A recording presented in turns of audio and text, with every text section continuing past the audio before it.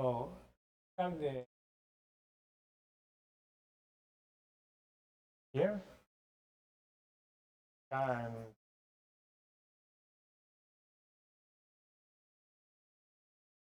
so what's going on with those summation by parts operator, right?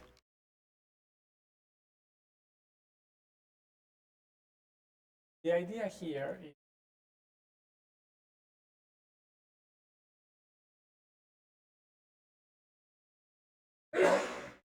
suppose that we are working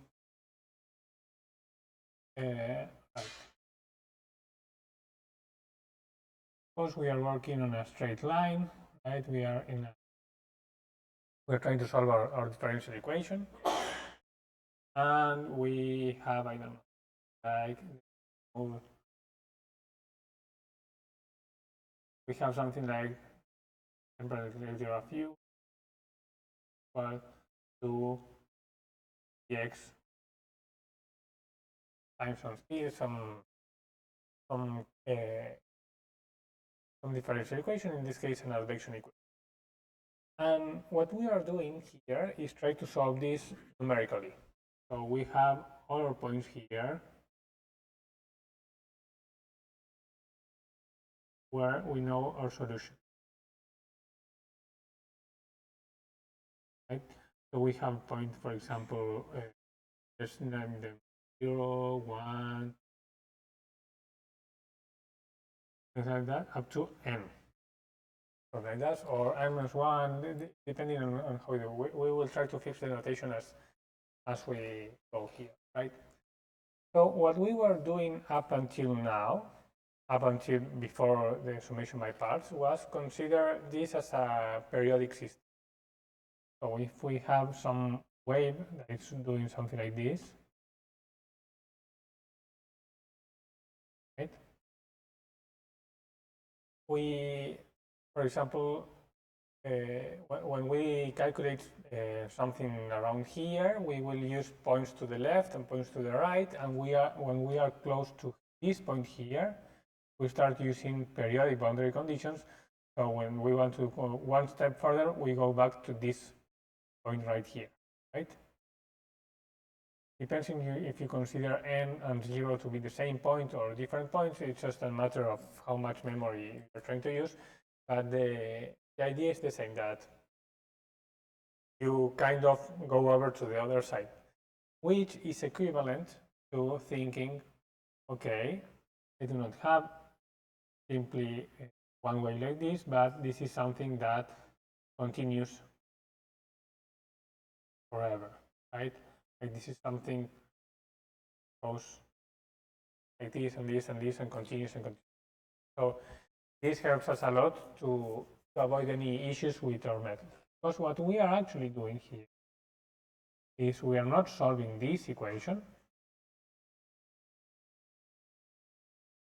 This is the actual equation that we want to solve, u dx of u, but instead of that, what we will have is something like dt of ui equal to 3 times some operator t applied on u I. So let me try to give me a bit more space. Here, try to do a bit. So we have our line, or we have discretized our system. This, and we have our solution, so this, and this is the exact solution, but what we are actually evolving are these points here. Let me try to change color. So this, we are evolving this point.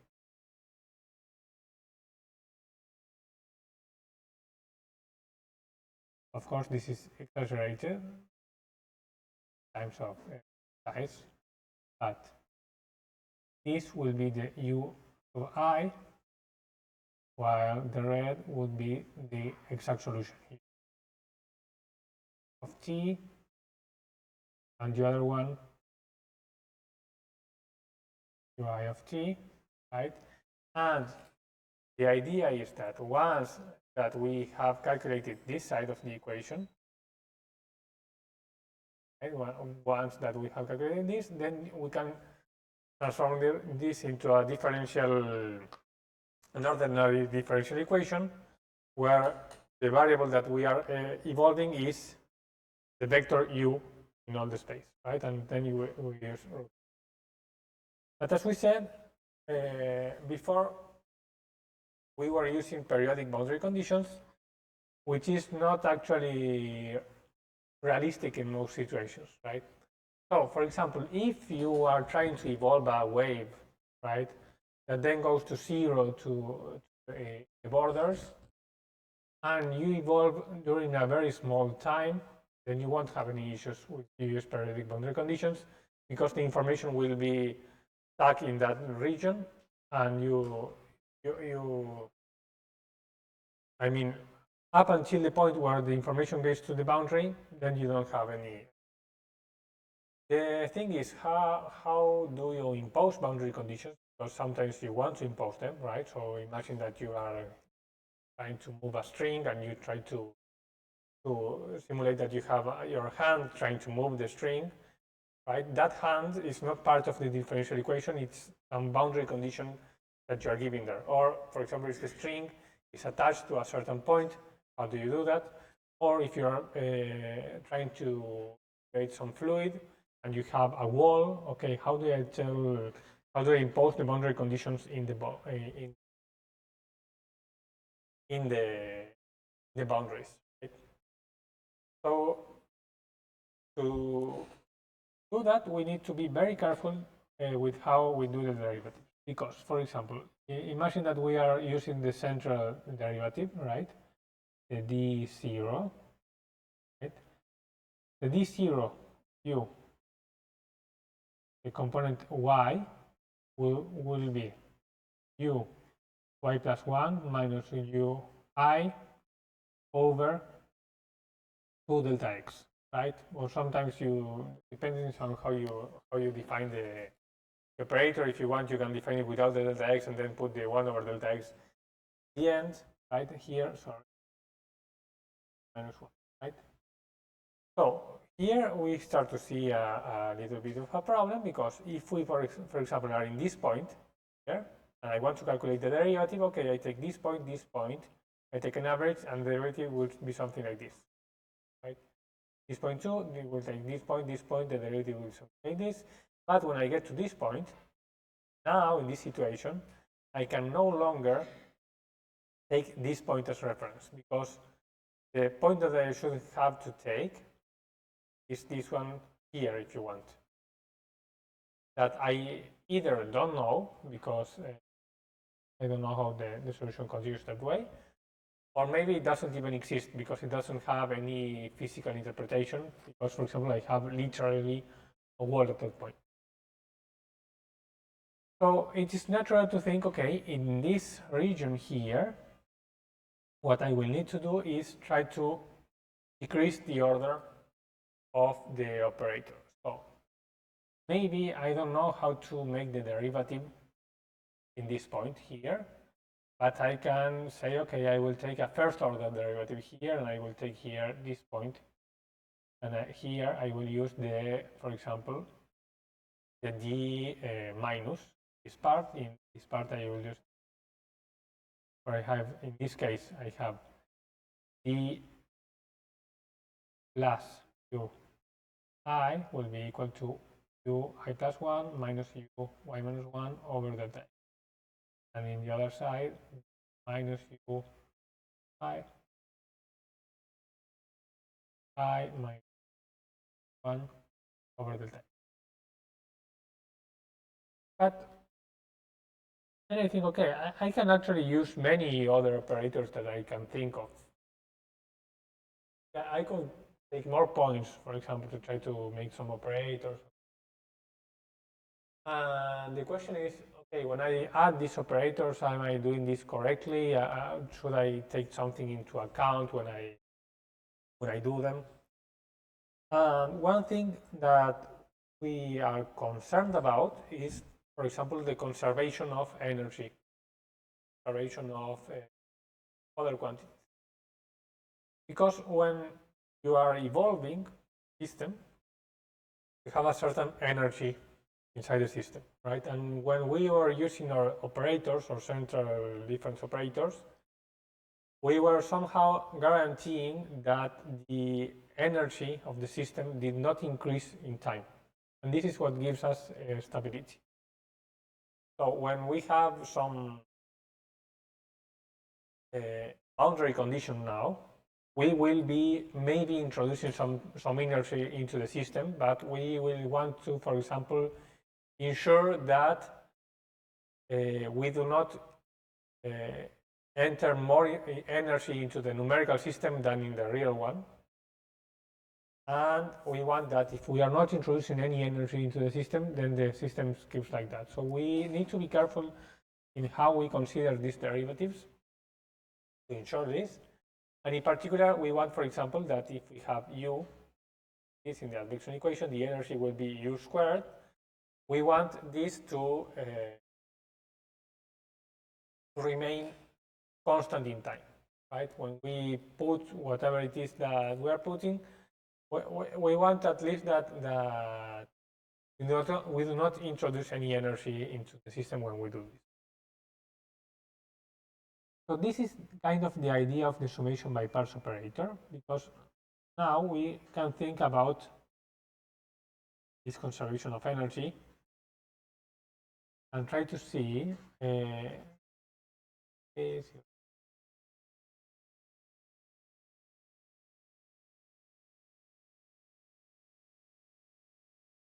we try to think about this problem and think about what the conservation of energy is. Okay. So this will be the energy in this case of the system. The energy will be time the energy will be the L2 norm of the solution, right? And in this case, we are integrating in A and B. When we try to calculate the time derivative of E, right, to see how it changes over time, what we see is that we apply this to here. We say, okay, the time derivative of E will be equal to 1/2 of the time derivative of the integral, right? This 1/2 will be, we enter the derivative inside the integral, right? And this transforms into two times the derivative of u times u times 1/2. The 1/2 and the 2 cancel out, right? So these two will kind of cancel out with this one. So here, maybe it is clear to write this is the integral between A and B of du or dt to dx, right? Up to this point, we are okay. And here we can use the differential equation that we have. Remember that we have here that du over dt will be equal to minus c times du over dx, right? And we can put this in here. And now that we have here, we come back. We transform this again into a derivative of u squared. So in this part here, we will transform this into ab minus c du over dx u dx, right? At this point, we will have minus 3 over 2 d u squared over dx. And now that we have a derivative, we can integrate, and what we will get is the value of u at the extremes, right? The difference of u squared at the extremes. So what does this mean? Imagine that u is something that is constant, does something, and then it goes back constant again, right? We have our wave, the wave will try to move something inside, but until it reaches, the wave reaches the extremes will have the same value. So the energy will be constant. So we will preserve our energy when we do this, right? And if there is some kind of discrepancy, okay, energy will enter or exit the system, but we have to do with what is happening at the extremes, right? There will be no energy creation inside the domain. All the energy creation or disappearance will be because something is entering or exiting the domain. The idea, this is what happens because this is a conservation law, right? This is what we are seeing. So when we are following all of this equation, we now need to think, okay, how do I verify that this is happening numerically? Because I am not working with U, but I am working with the discretization of U. I am working with the UIs. So I have two things that I am doing here that I kind of need to think about.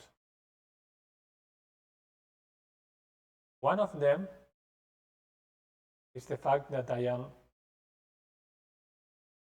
integrating U.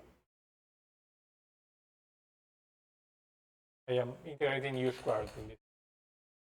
So this integral, I need to somehow do an equivalence of this to, if you want, some kind of this, right? This is kind of a norm. This is a norm, right? Of U. So I need to find the equivalent norms. We have to find somehow a norm, an internal product in this case, right? That internal product that when delta x goes to 0, this internal product goes to the integral of U. That is where we are trying to go. And also, I need to choose my operator, my differential equation operator, because now, instead of dx, I will have some d, operator d, I am trying to use, that will try to decrease order as we go to the extremes. But now I need to choose this internal product, this differential operator, and I need to then be able to follow these steps, right? So now, when I think of this, I will think, okay, I will have something like U course times some H. This will be my new internal product, right? And this will be my operator D. And when I try to do this step here, right, I take the du over dt. Now here, I will suddenly get the internal product of du, u, something like this, get up in this point. And then this will somehow transform also into this part here, right? And suddenly what I need to get is up to this. I will need to get to this, right? Or in this case, it will be 1 to 1 squared.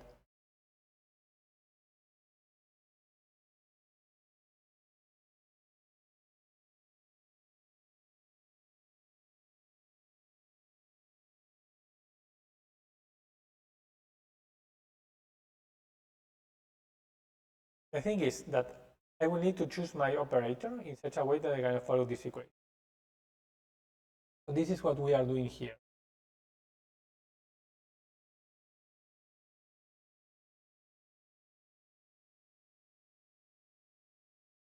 Now, we think, okay,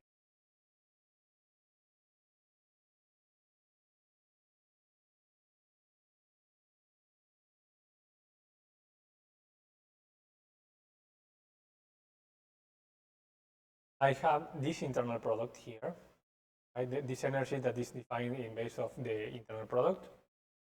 And then I do the time derivative of this, right? And I will get this equation here, right? this equation here will be equivalent to what we had before, right? So now we need to be careful. We are using, we are integrating here. We are doing we are applying the derivative inside the internal product. And now we can actually use the operator, right? The du. And what we want to do now is try to get to this point here, right? So this is the part where we are trying to do, this is the part where we do the summation by parts, if you will. Because we actually want this to be true of our operator. So if we have our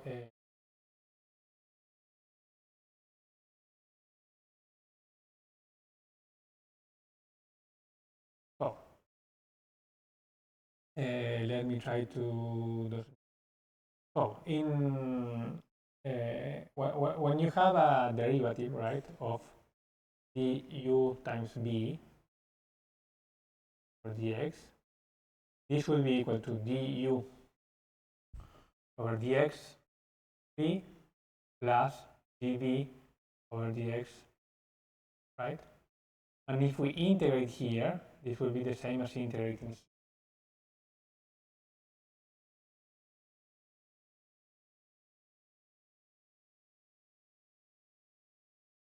And when we do this, we will get u b at the extremes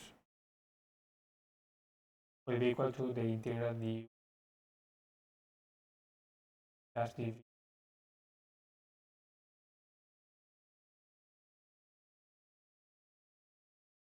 Now, what we have is something like this. We will have the du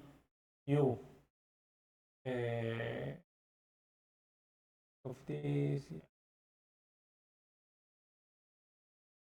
So, in this case, when we see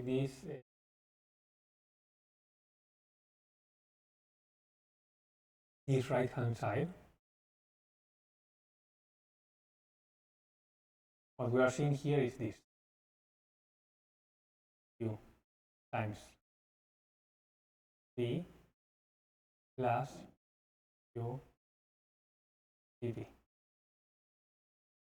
This part here goes to this.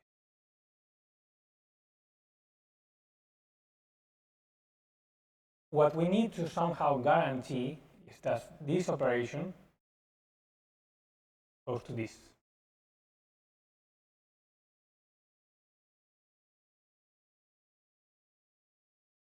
Are you kind of following there?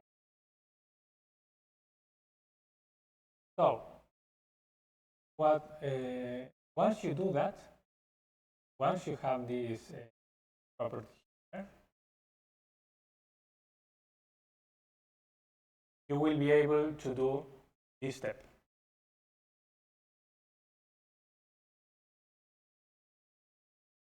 You will be able to jump from this step here, where you're doing the integral product of u, of the operator d on u, you will be able to apply this and get the energy estimate in the extremes, and it will be related to the values of u at the extremes. You could have you could use other differential operators that are second order, third order, whatever you want. But if you're not careful how you approach the boundary and how you take those derivatives, because maybe you want to, okay, I take a third order derivative, a second order derivative, a first order derivative when I go there, but I have infinite many options on how I do that. I can do many different combinations of points that will give me a first order operator. So which one do I choose? How do I know that I choose one? Okay, when you do that, you need to do that in such a way that you know that you also have some matrix H that will give you an internal product, right? That can essentially be a numerical integral of the approximation solution, such that the summation by parts property, which is this property here, false for the discrete operators. And that is not trivial. That will not happen. So this is why we are not only defining how the derivatives are at the extremes, but we are also defining some matrix H. Because you need to somehow, the operator that you are defining now is attached to some kind of norm, some internal product that will tell you, okay, this is working. So it's been a while since I have used it for example, the second order operator. But we can think it like this.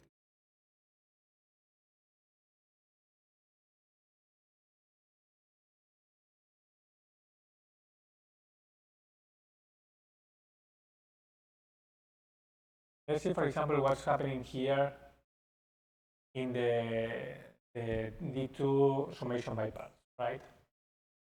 What we have here in the summation by the D2 summation by parts is that we have that. Imagine that we have some points, some u phi will be equal to u1, u2, u3. Perfect. Will be our operation, right? So now, when we take d of u, right, we will have, in the first step, in the first point here, we take the derivative here, we will get the d plus, right? So we will have u2 minus u1 over 2. Here we will have u2,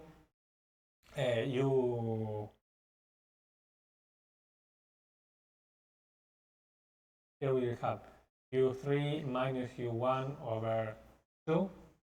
Sorry, this is not over 2.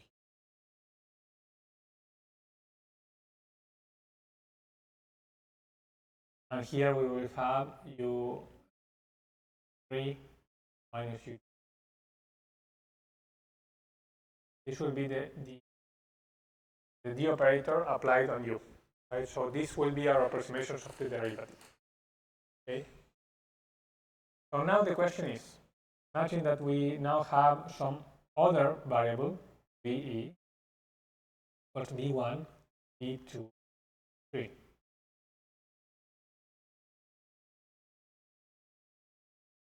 Then we will have GV equals the same thing. V2 minus V1, V3 minus 1 over 2, V3 minus V2. And now we will need to somehow calculate this internal product, and the matrix H in this case, it is this one here. It's 0.5 at the extremes, or you write 1/2. Then it is a 1, and then this is 1/2.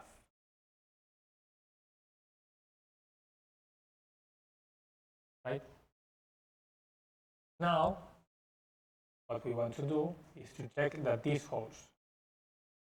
D, U, B,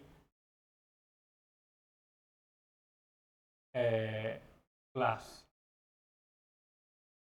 U, dP will be equal to UN, Bn minus 1, B1. So let's try to apply this here, right? So notice that this is diagonal, right? So the internal product will be very, very simple to calculate. So what we have here is U2 minus U1. Sorry, I don't know why my U's are looking like this today. U2 minus 1. This will be du times d1 plus u3 minus u1 over 2 v2 plus u3 minus u2 times v3, and in the other hand we will have plus this. What we have done right here is this part, internal product, and then we will have v2 minus v1 times u1 plus v3 minus v1 2 times 2 plus v3 minus 2 u3. And here I have missed something very important here, that this term here has 1/2, this has 1/2, this has 1/2, that's 1. This comes from the value of h. So now essentially we can try to see which terms survive all of this. So here we can see that the u2 v1 here, let's try to see if we can calculate this u2 v1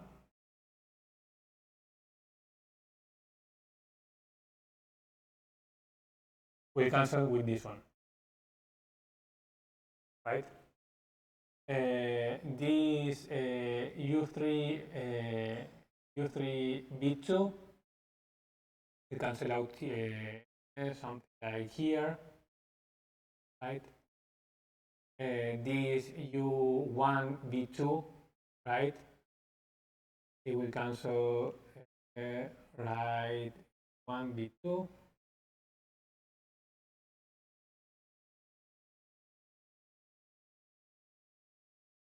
No, this here it cancel out. This one did not cancel out here. This u2 v1 actually cancel out here.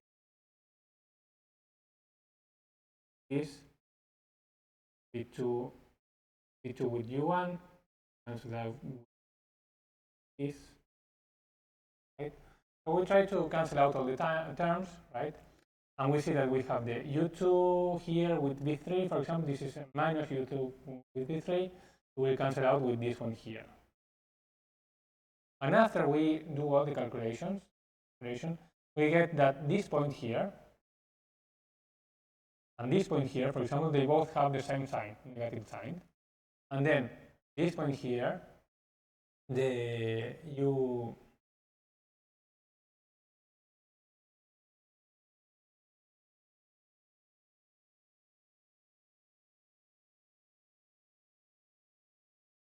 this point here, u3 v3 has also positive sign, and here also v3 u3 has also positive.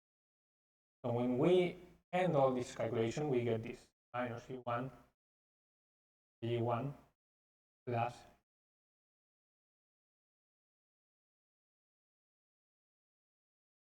from here, and we do all the calculation, and we get the missing. And here we have not used anything about u and v. We simply said, okay, I have an operator, I do this calculation, terms cancel out, right? Here I use 3 points, but you can imagine that I have more points, whatever I do. Because this is centered, all the points will try to cancel each other, right? The points in the middle will eventually be canceling each other out, and they will disappear, right? So this will be all ones in the middle, and then 1/2, right? And the 1/2 here is very important for us to have to actually get the property that we want. If we do not have the 1/2 in the matrix we have here, these terms here, right, will not cancel out properly, right? Imagine that here we have u1 v1 times 1 here. So this will actually be 2 if we used 1 in the extremes. And for example, I think, for example, here, the u1 times the u2 times the e1, we actually need to cancel out with the central difference here, which has a 1/2. This one does not have a 1/2. So if we don't do that, not only will we get the 2 here, but we will also get terms that are inside. So notice how we cannot use any internal product We cannot use any derivatives. We need to choose them in a way that are consistent. So now what we have somehow guaranteed is that we have a notion of how we are preserving our energy. So if we want to calculate the energy of the system, we have the U, we need to use this H to calculate the internal product and to calculate the integral. So notice that this is essentially the trapezoid integral. This is what we will always be doing in these points in the middle. We will always add 1. But when we get close to the boundary, we need to choose H appropriately, right?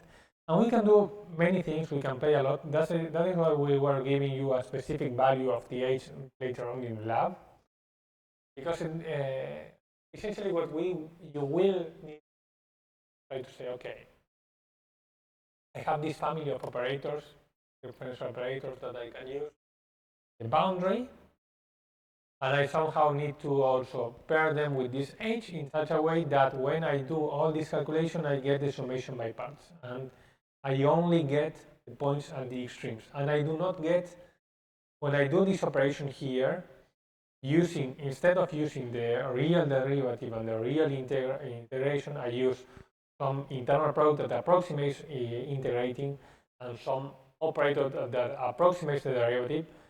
Those two combined still have the summation by parts property. And that can help me a lot to guarantee stability and to guarantee that I can do the things that I want to do. Right? A way to make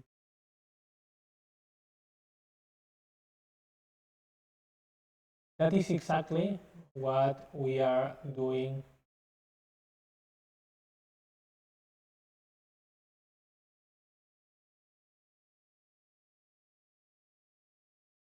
So notice how essentially by asking H to be diagonal and to be 1 in the middle, you kind of get that it has to be 1/2 and 1/2 for the terms to cancel out properly. Okay. Of course, yeah. So this is what we were doing right here, right? Here we define some summation by parts operator where we have defined the matrix D and the matrix H. So this is what we have here. This is what we just did. This is now H, and this is now the second order operator. Right? Here we have in the first part we have the plus, and in the end we have the minus sign, and we have 1/2 and 1/2. And what we just did was check this manually with an arbitrary U and V that has 3 components. What we are doing in this part in particular is saying, okay, let's try to see that this holds with any n, because right now I did it with 3 and I told you, okay, right in the middle they cancel out. In this part here, here we are defining some U and V that are completely random, right? So this is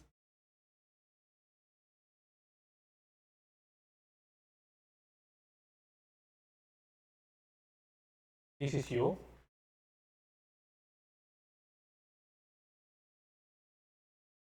right? And this is V. If we plot them,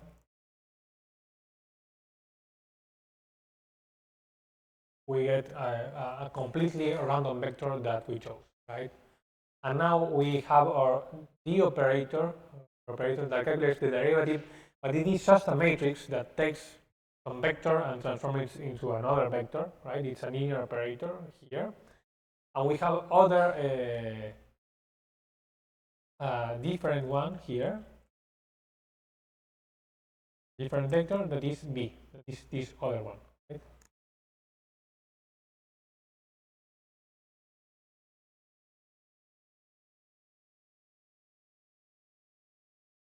Right? We have these 2 completely random things that we chose, and we are taking these vectors u and v, and we are applying d to u, and we are then applying d to v, and then we need to do the integral product of du times v and the integral product of u times dv. This is what we are doing right here. Here we have the matrix H2.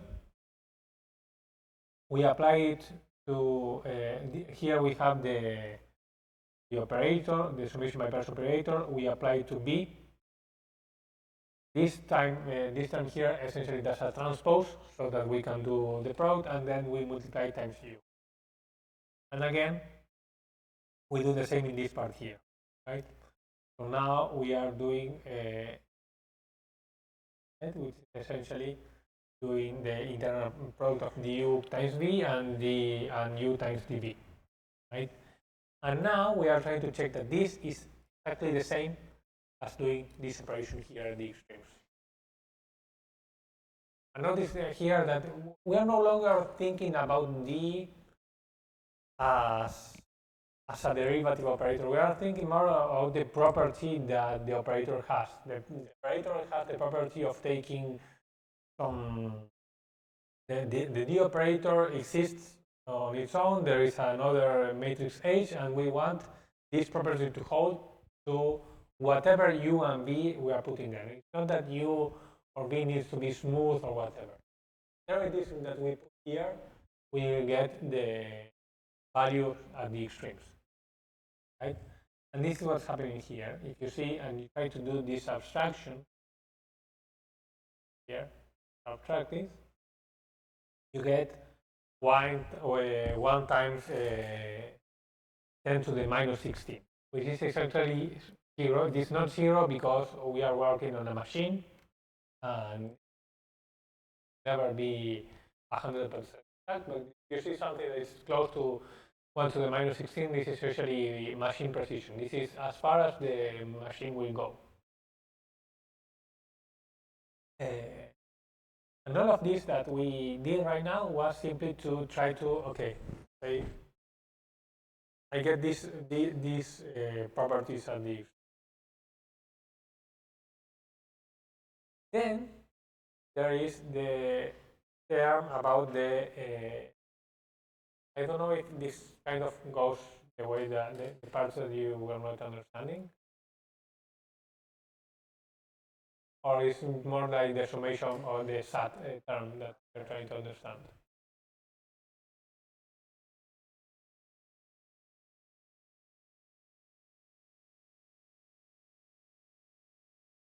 Yeah.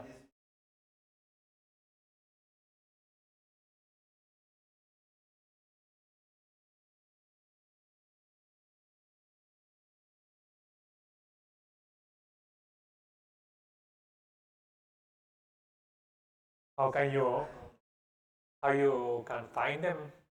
I mean, if you define your derivatives,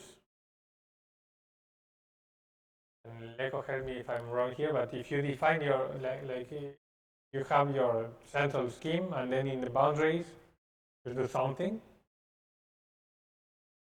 you will need to find the h, right? And you will essentially need to solve a system and find the h, make it summation by parts.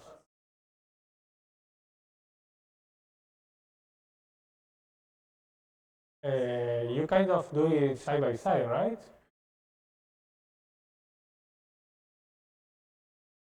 Yeah, but the question is if you, yeah, you kind of do the two things at the same time, but I mean you cannot just take any approximation to the boundary and say, okay, later I will define an h. You,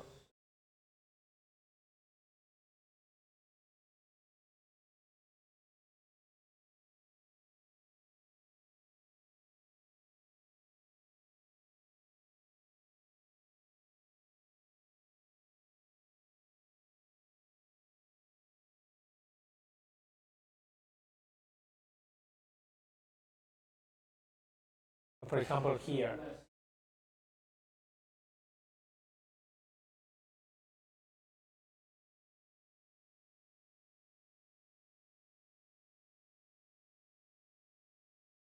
That's why we don't need.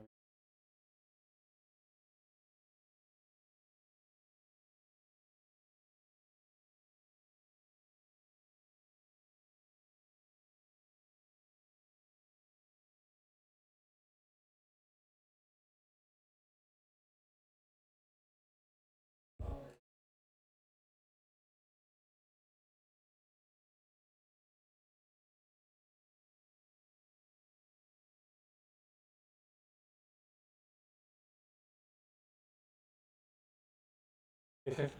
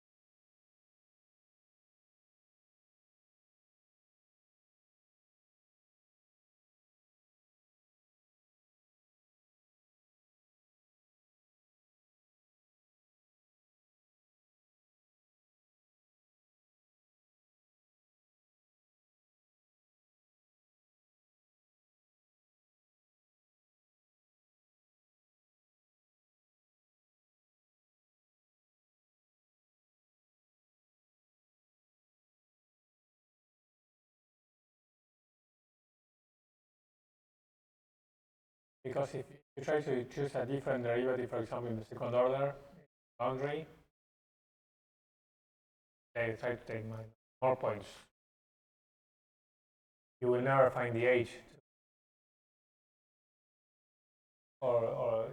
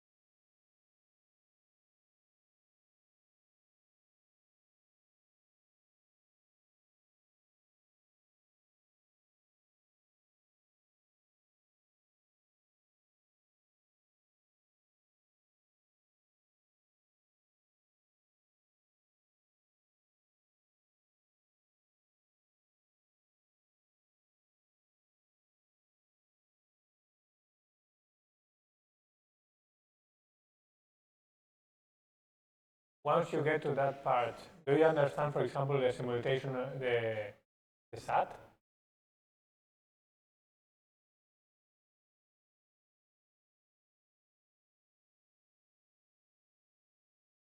Jamie, once you get to that part, do you understand the SAT, or it was the issue mostly with the operator itself?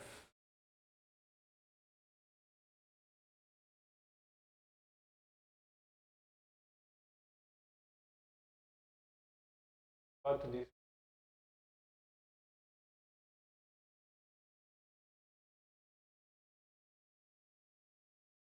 By part operator, okay. Now we can try to do something in the boundary. The value that here, essentially what we are doing is trying to add a decay term that forces the system to go to the value we want at the boundary. Okay. So, for example, we want to now construct the fourth order operator. Here we gave you head and the middle of the operator, right? And of course, we will always get this h that comes from when you define the operator. So this h and this head here go hand in hand.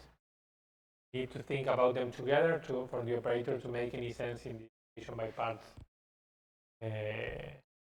thinking. So if we want to later on calculate the energy of the system, for example, we need to take this h to do so and to ensure that what we are doing is correct. And now, for example, in this operator, we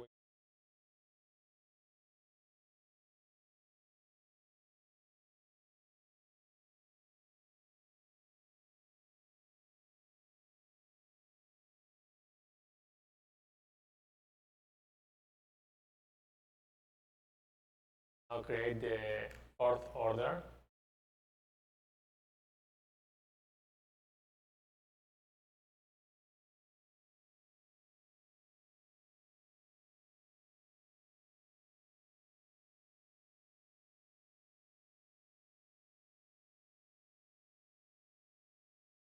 But just to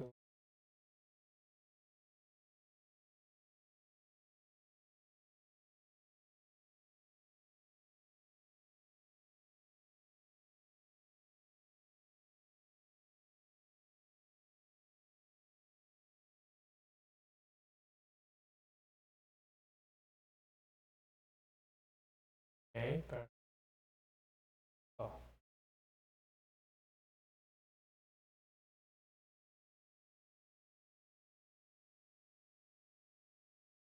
of this head, the head, we can invert this like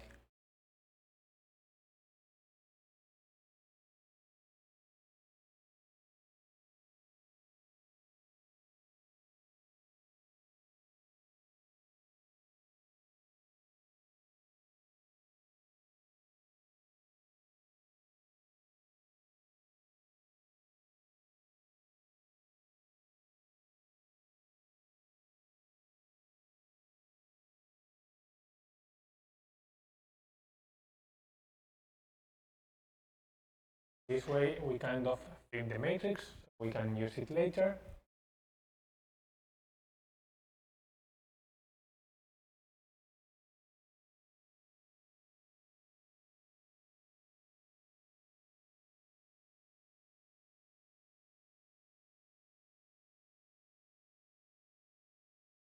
Here we can do this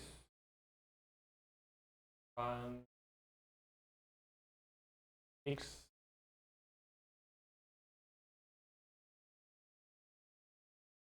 1, 4, head,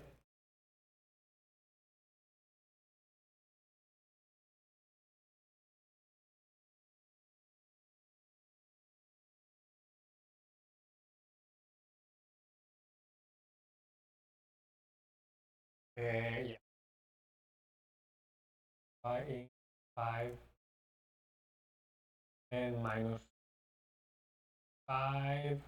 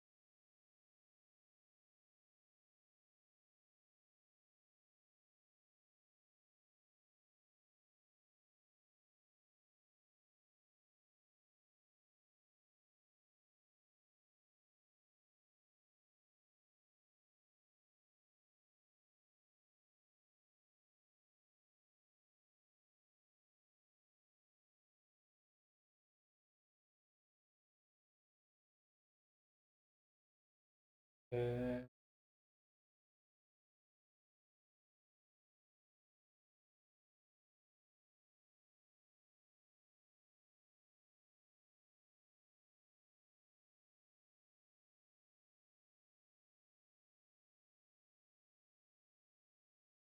if I can create the operator.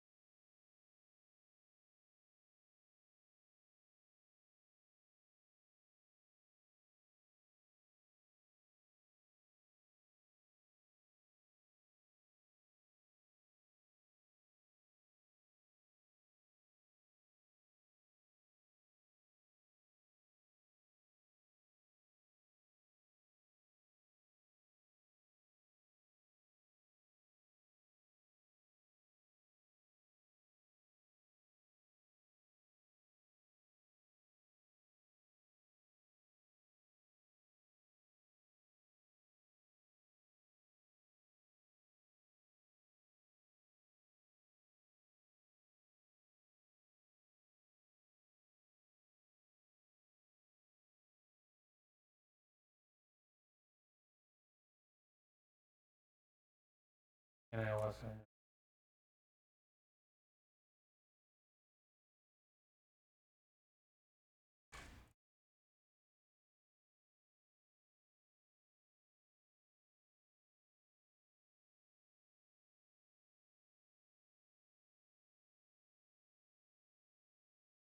okay. Here and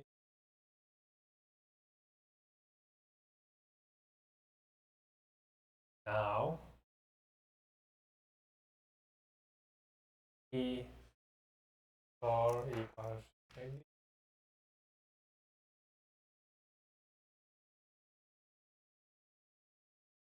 H4 relate this.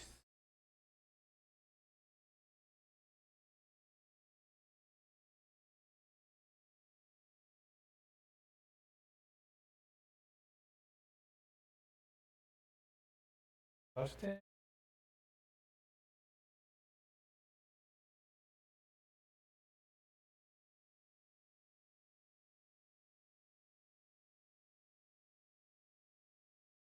H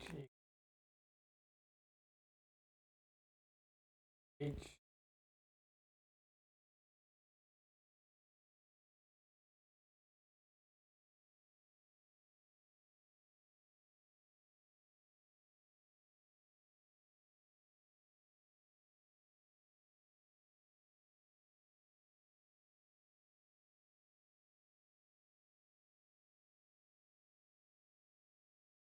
here.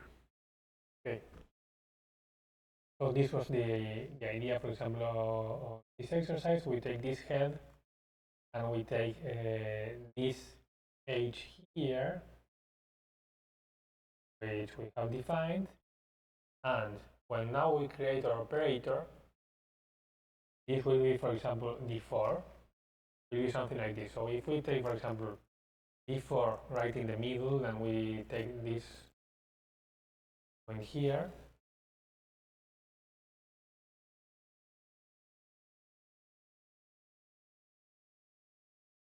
Right? We get all these elements. Where this is written in this weird way because we have created D4 as a sparse matrix, so we are not storing the values where the values of the matrix is 0. We are only this value, so in the middle we will have the centered scheme. But if we go close to the boundary, we get something that is first order, and if we get to the other side, we get the same thing but in the opposite direction. And when we try to do the same thing that we did before, of calculating if this property holds, but working now with this H4 and this D4, we expect the same thing here. We expect something to be close to 10 to the minus 16. And when we do that, we calculate and we get something closer actually to 1 to the minus 11, 1 to the minus 12. So this is not because we have more values here, but actually because check values that we gave you here have 1, 2, 3, 4, 5, 6, 7, 8, 9, 10. 10 decimal digits. So we are missing some further digits, which we do not need because this is more than enough precision. But you notice that now we get 10 to the minus 10, minus 11, minus 12, something like this. And this has to do with the amount of digits that we have defined for the head. If this was higher precision, then we will actually get much closer.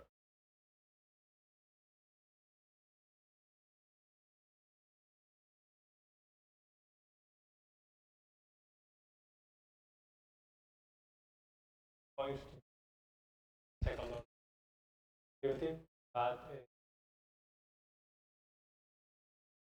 coefficients for the weights in the end. Right? And these weights will need to be taken into account later on when we are trying to do the boundary conditions. This H11 that we have here and this Hamilton term will have to come from this. So, are there any questions about the approximation terms or the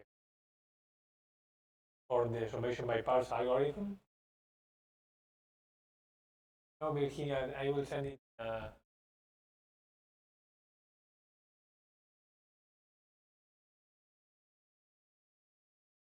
Sentence.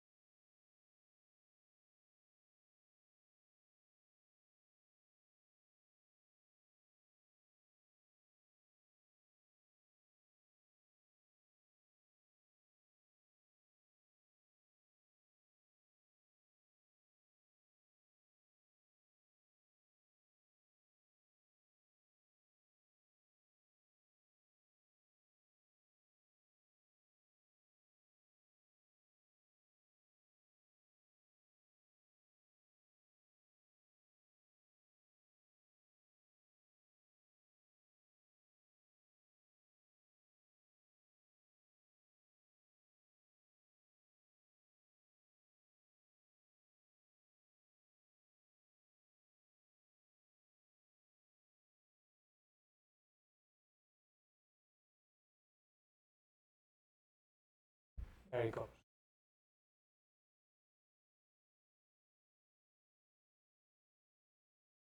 So we can take a bit of a break right now, but please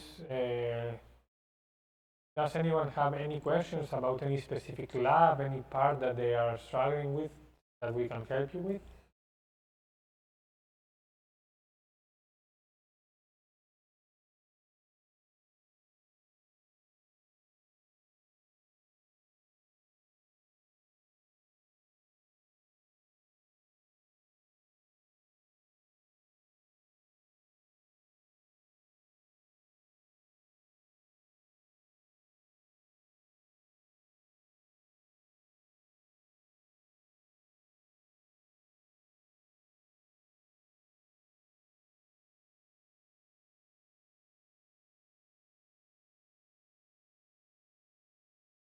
Okay, so in case we will resume in 15 minutes.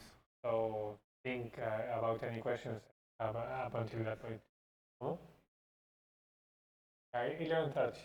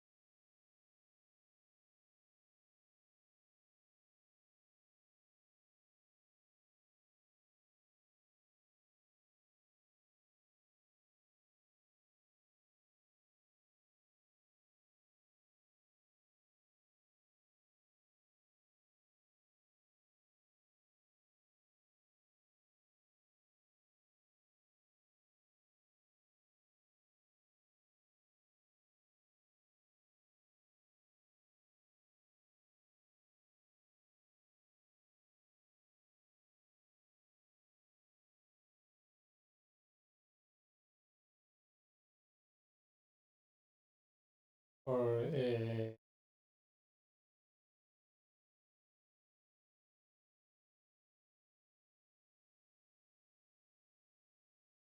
okay. So for that lab, you will need the parabolic equation notebook that you can find in Apuntes Varios.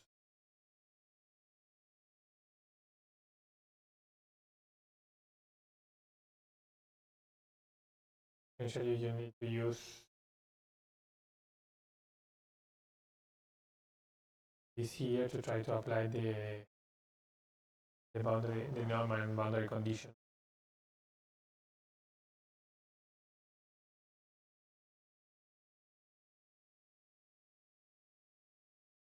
Yeah. So here, for example, you put some G of t.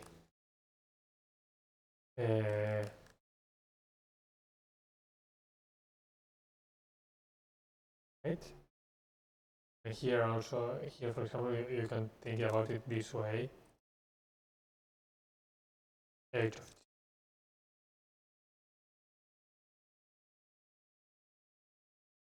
Right, so and this G and H may come here as parameters. It will be functions, right? And you can introduce them here to try to force the Neumann condition to be this value or H. So this is what we are talking about when we say that we are asking for inhomogeneous Neumann boundary conditions, that we do not want them to be zero, but something that you wish to use. This we are asking for them.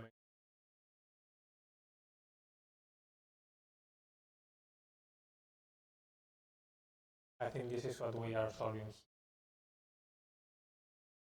H of t equals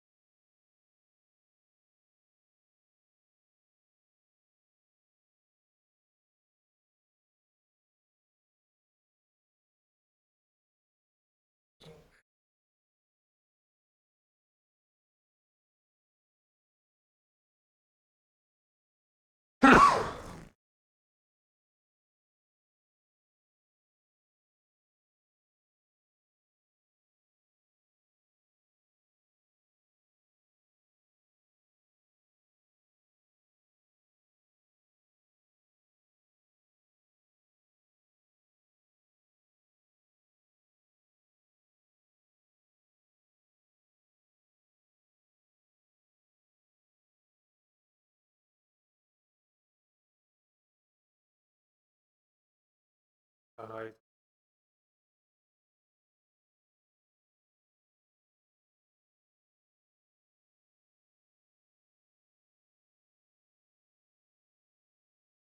So probably lost the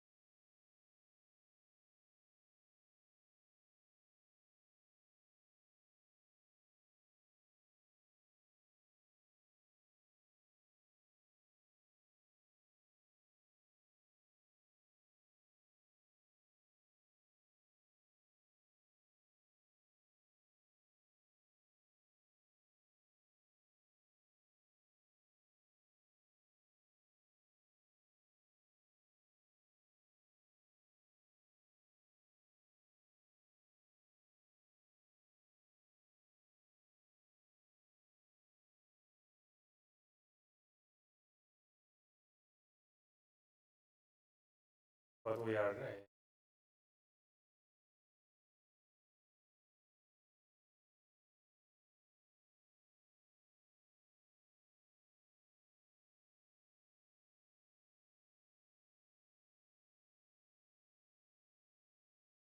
I put some boundary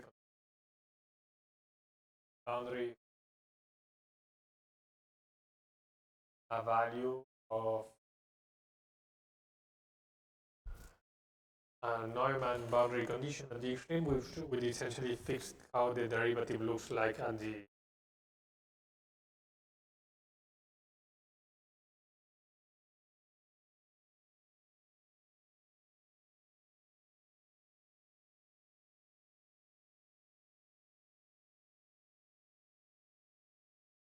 but the idea here is other than simply taking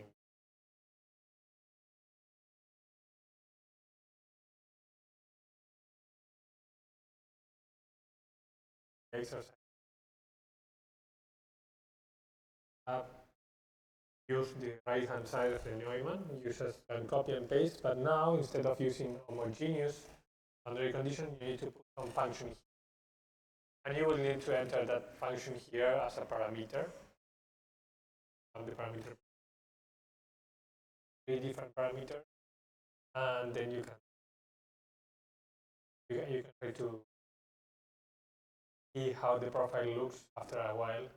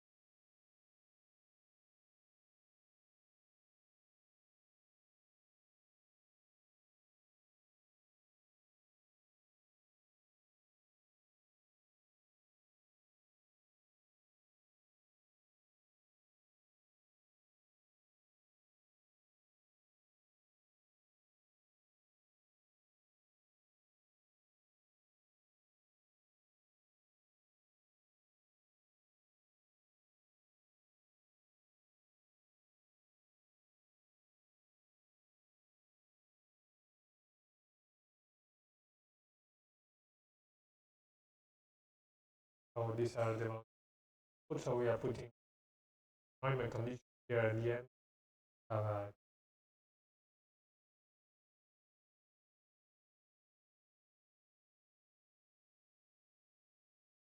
I don't know if you have any questions about some parts.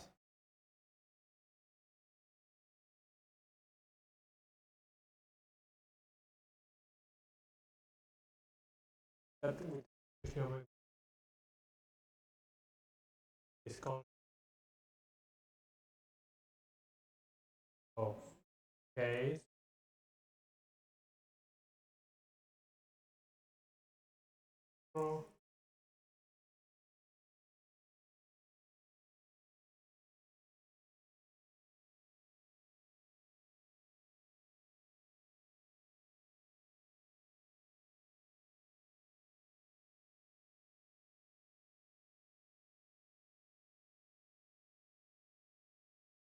sums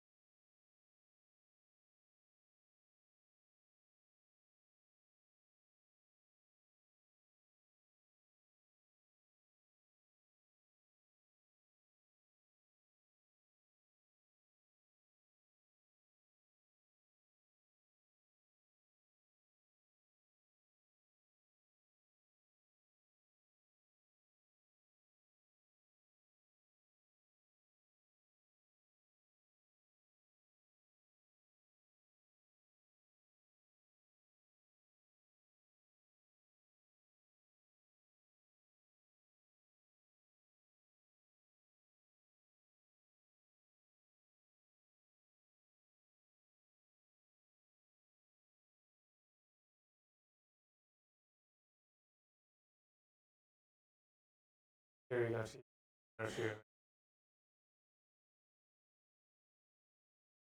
after some transient.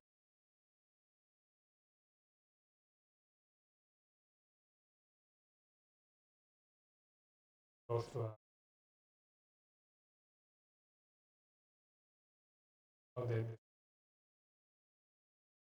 because it does not start obeying the Newman.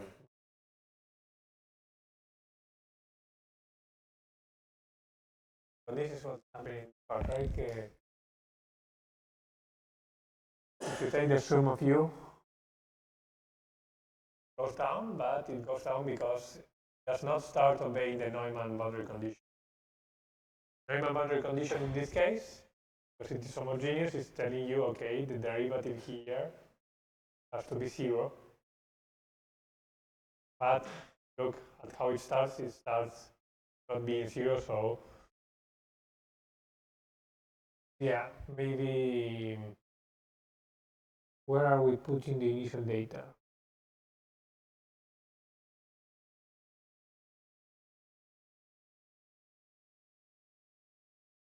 Is u0. Ah.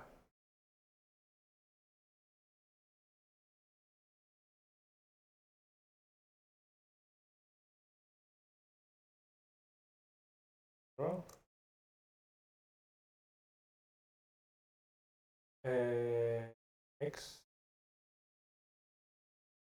goes from minus p to p, so we want as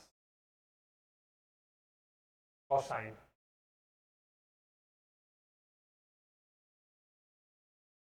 u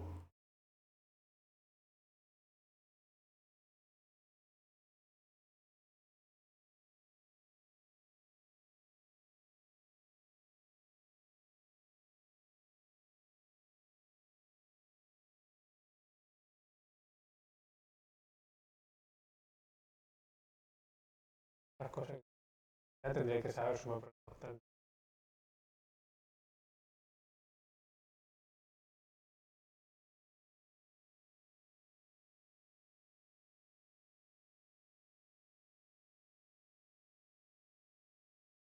So now this is the initial data that we are putting, right? And now notice that the Neumann boundary condition is being obeyed right in the initial data, because the derivative is 0 at the extremes. So now we define again everything, we put homogeneous boundary conditions, and we solve. And now that we see that the temperature profile goes to 2, right? It goes to constant, right? And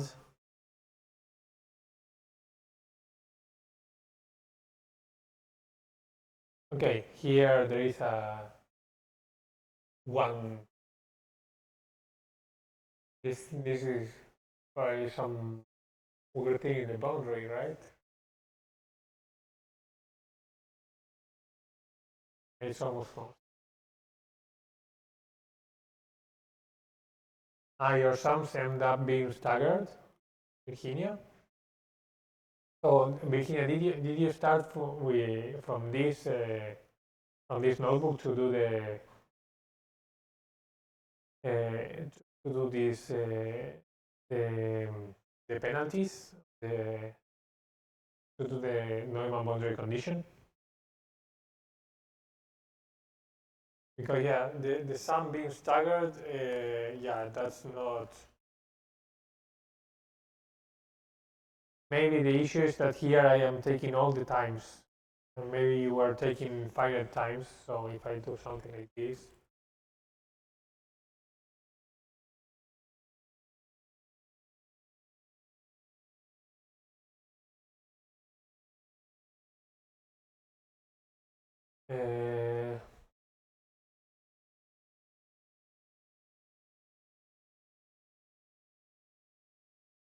y lo que voy a poner acá es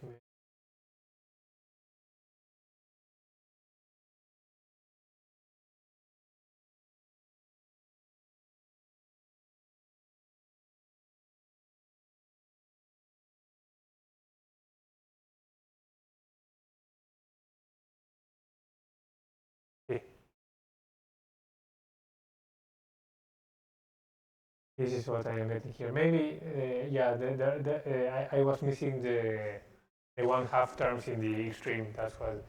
So this is what you get, Virginia, something like this. Because maybe the issue also is that you are doing something like this.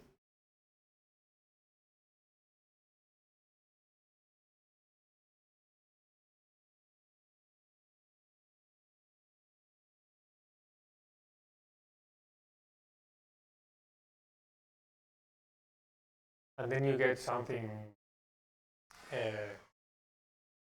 like here, for example, we are achieving the conservation up to machine precision. Look at the y-axis, we have exactly the same thing. So maybe you are seeing something staggered, but that may be good. What you should actually be trying to see is this part here. The y-axis is limited to a very, very, very small region. If you are very, very close to machine precision, example, for example, try to do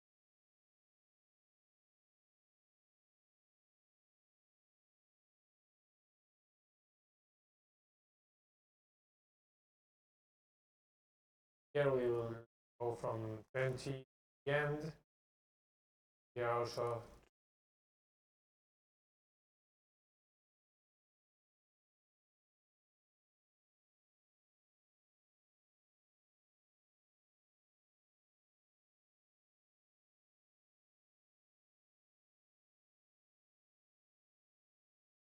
but sometimes when you are trying to see this and you are very close to a constant values, you will see something that goes up and down, up and down. It has some weird noise, but this is essentially because you are changing the last digit. There is some error in the last digit. Actually a very, very small error that's not really relevant.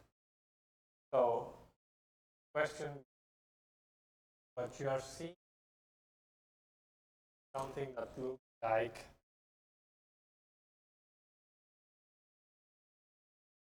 so now I know that you don't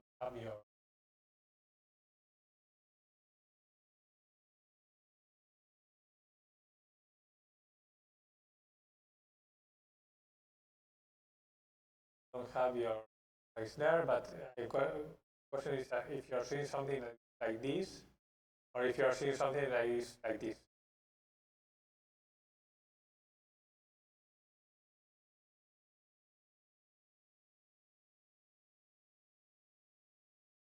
Are you seeing option 2 or option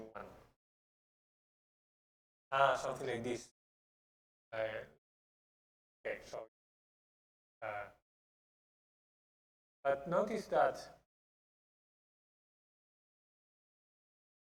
if you want to fix it later,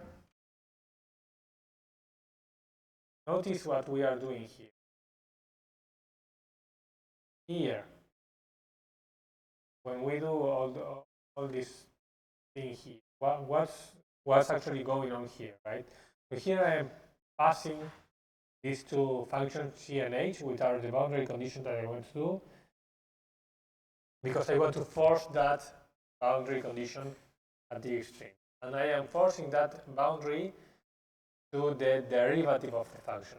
So the difference between Dirichlet and Neumann is that in imagine that I have something is Neumann, I would say in Dirichlet, I would say this value here needs to be the value that I am forcing it. But in Neumann, what you're saying is, okay, the derivative here has to be. We are not forcing the value, but the derivative. So here we are actually doing the same thing for applying a penalty.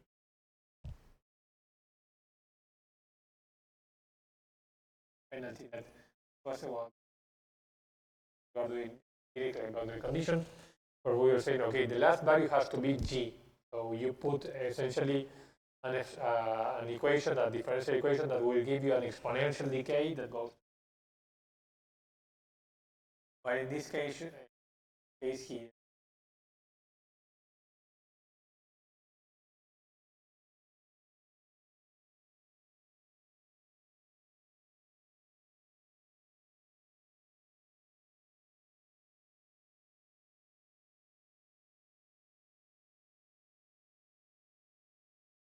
we are doing the same thing, but for the derivative. So something to take into account if you want to correct it later, because you just need to take this.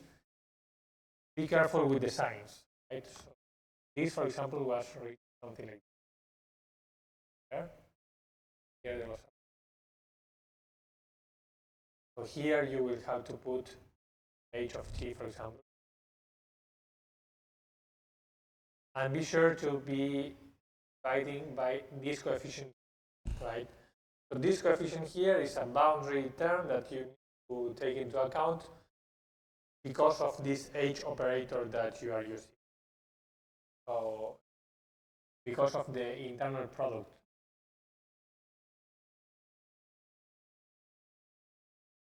I don't know if you are this at least guides you on how to do that exercise.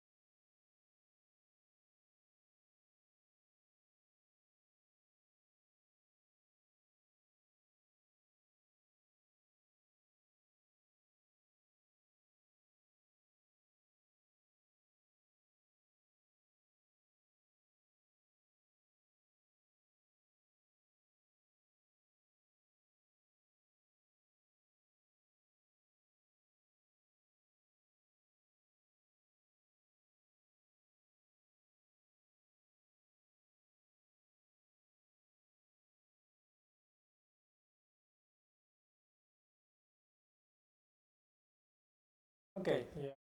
Maybe you need to redo exercise 1, but do not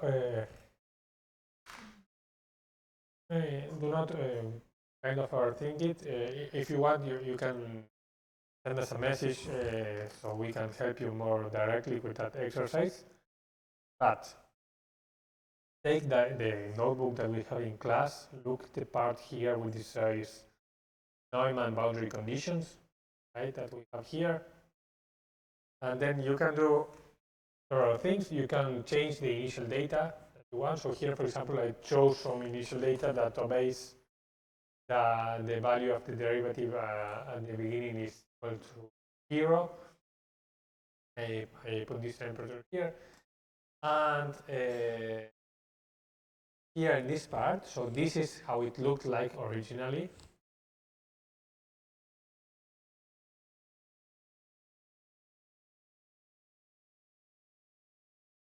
Right?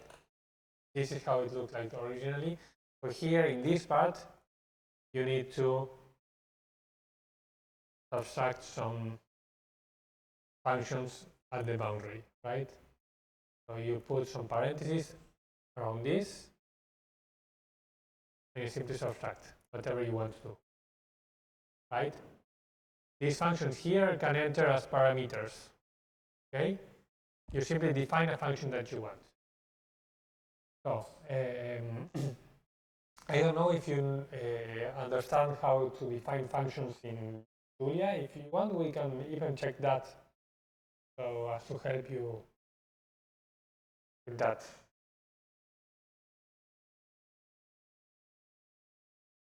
I know you say that you have issues with programming, so we can also help you with that to try to understand, for example, how to define your functions and what functions do.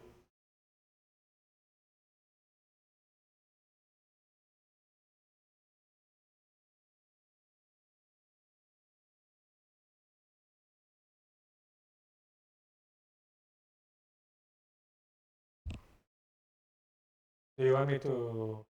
Okay, so because, for example, maybe this can be a bit confusing because how I define the function here.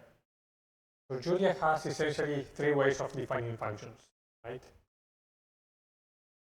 One of them, the most complete one, is just to say, okay, I'm going to define a function. So function, and I say f of x, and then I do something here, for example, I don't know, a equals x squared, and I return this, and I end, right? Here I can put as many arguments as I want. I can put x, y, z, and these values do not have to be numbers. It can be a lot of different things you can use. And this return also, maybe sometimes you will see that this is missing. This is because Julia simply gives the last operation that was done as the result. So for example, I put here f of 3, 1, 1, it will do 9 because it takes the first value, it does the squared, and it returns it. So this is some of the ways that you can do. Sometimes you have an equation that is so simple that you can do it in one line. So in that case, Julia allows you to do simply this. So this case, for example, x, y, z. This is equivalent to the previous definition. So this is why I put it like this here. Simply say, okay, I have a function that depends on a simple value t, equal to t, 0, and here I could have simply done this.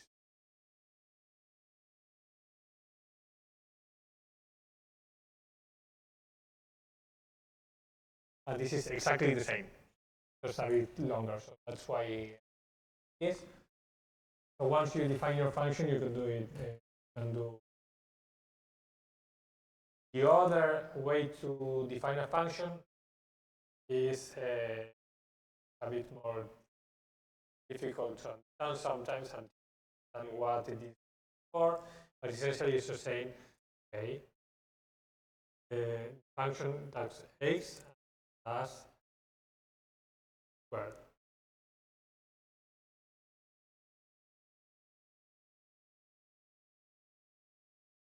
This is useful, for example, when you are trying to plot x squared dot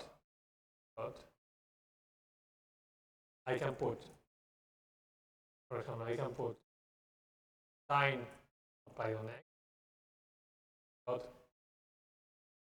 sine of x, or I can even say sine, and it will apply this function to it. In this case, I am applying this function point by here.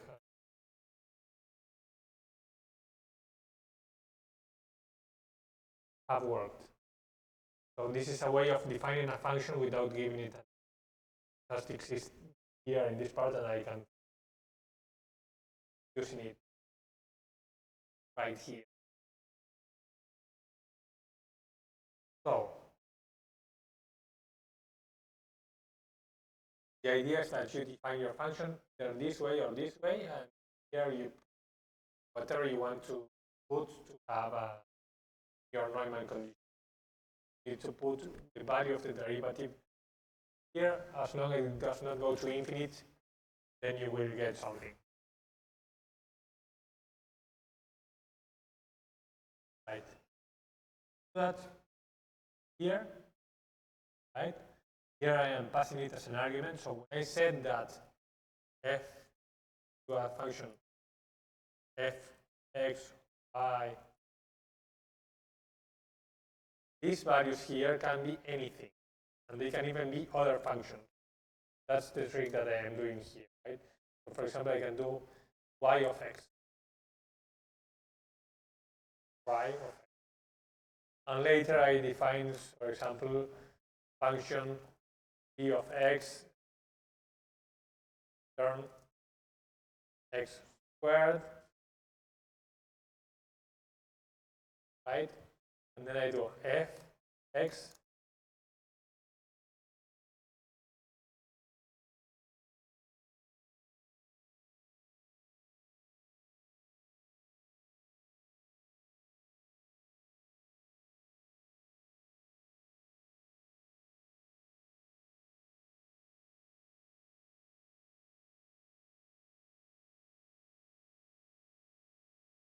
here.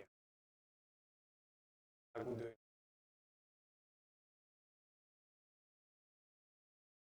Right? So in this case, example, we have f of x, y, and z. Here, the function f takes the second argument. This is a function, and I will apply it to the first argument, and the third argument does not do anything. This is what I am doing here. Here I am calling f, the first value 2, the second value function g, and the third value 0 because I can 1. And when it enters here, it's okay, g, y equals g, so I have to apply this function g first value, so it will do the first value squared. So in this case, I took a function that takes another function as an argument. So this is what I am kind of doing. I'm using this to give the boundary condition. The boundary condition as a function inside here.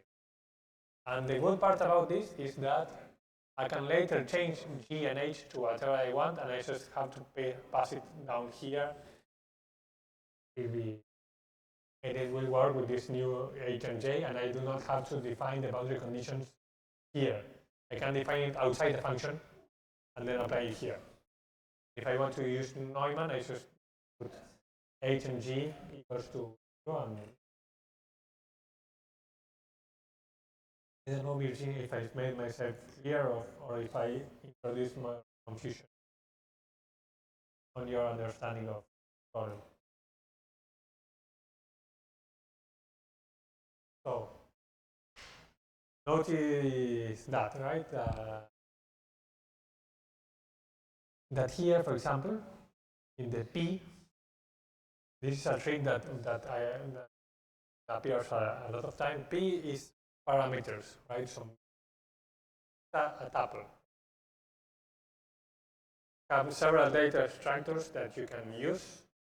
Julia, very similar in Python, and other programming languages. So for example, equals 1, 3, right?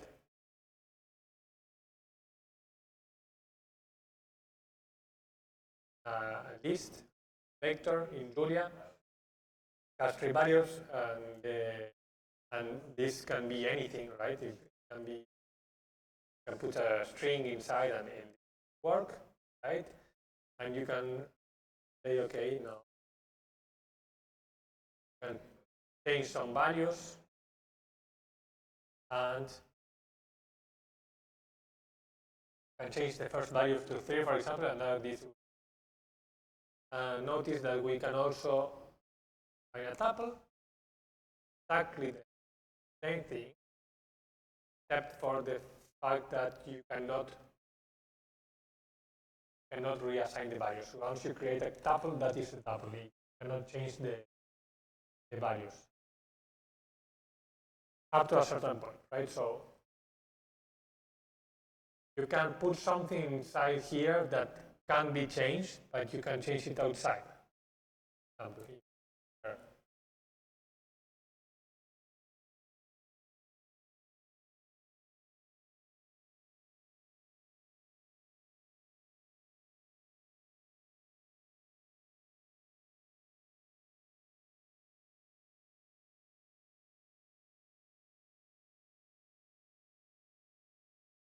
So this is a tuple that contains the first element, the number 1, the second element is number 2, and the third element is a list. So I cannot change, I cannot say this, I cannot do this, right? But if I, for example, access the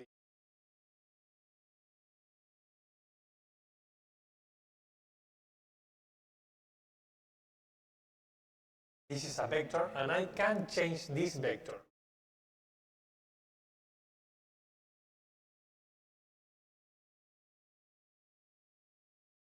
Later we change this vector that I can do. So now I can Apple, and I can change it this particular way. Because in this case, I kind of change the vector that is inside, but I do not change the tuple itself. The fact that you cannot change the tuple makes it easier for the program to say, okay, I know that this thing I am receiving is a tuple, so I know it will not be changing. So we can make a lot of assumptions when it's working that can make it. And in this case, when we pass the parameters here, we are defining them here as some tuple.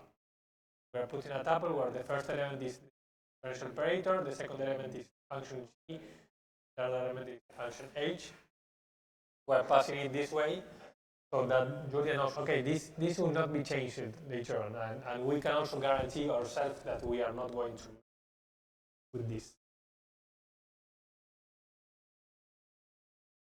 So you will see a lot of times that in other notebooks, in particular the one which has to do with shocks, that in parameters, a lot of matrices enter inside of parameters, a lot of small vectors enter that we can later change a bit to use to save some memory. But what I wanted to show you is this, how here, for example, this function is taking an array, a different array, a tuple, and a number, and it takes this tuple to store any additional information that I want about the problem. So this is very general, right, for any problem that you want, but if you want to have a specific J and H, you pass it here in the parameters. If you want to use a different differential operator, you pass it here, you change the D2. Actually, here, I think I could have.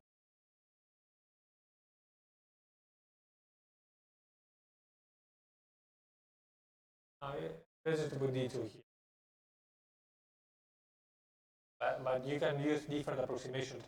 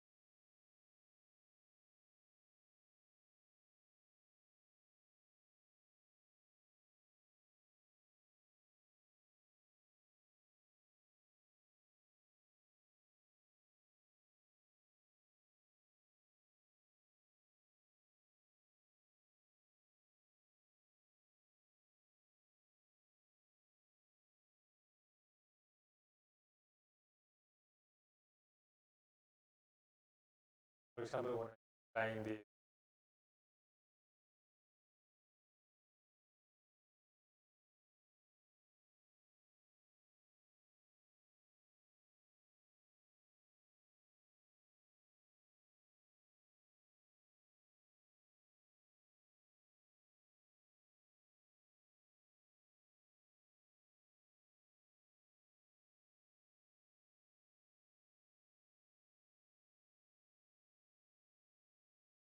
la temperatura poco.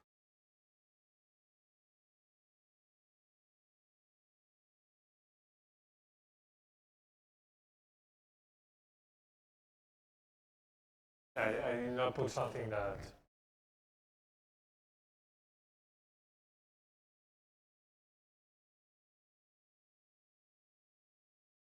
So yeah, in this case I put some boundary conditions that simply grow up to infinity. Start adding some energy into the system.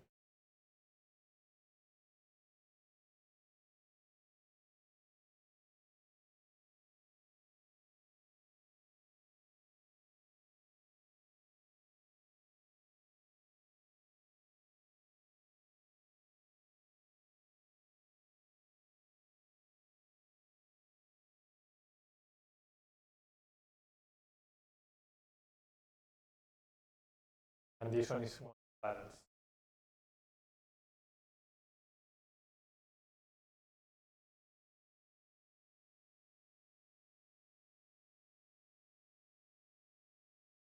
Okay.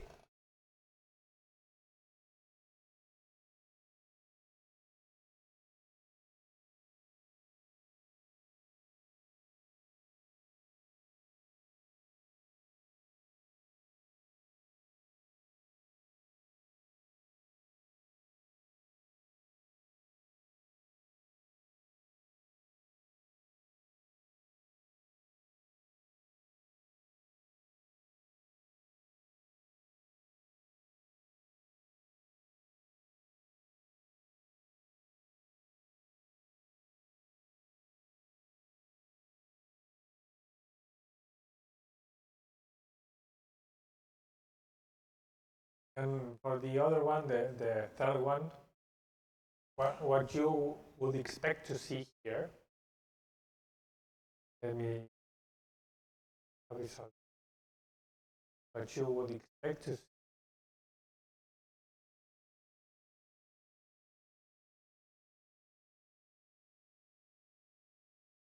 is you start with a sign of x, right? So starts like here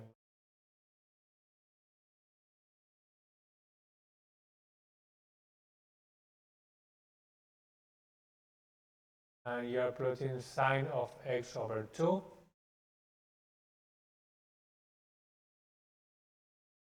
Sine of x would imagine that sine of x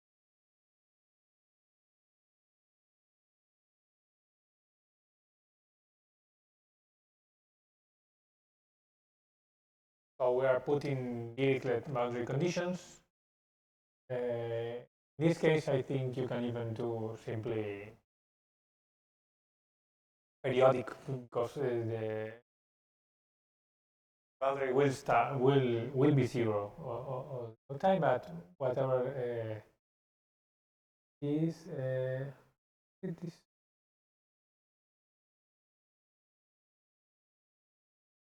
things. Yeah, maybe here it will be better to do something like this from 0 to 2p.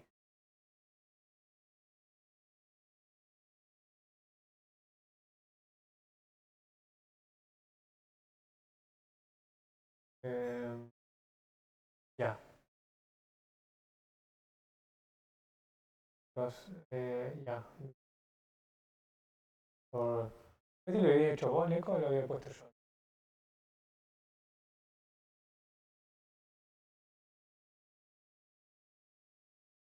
Ahora me doy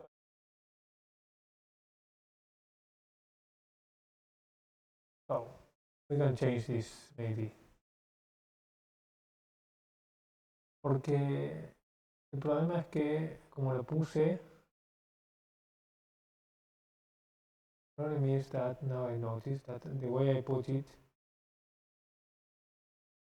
if this could be f of x or sine of x. In that case, it will do something like this.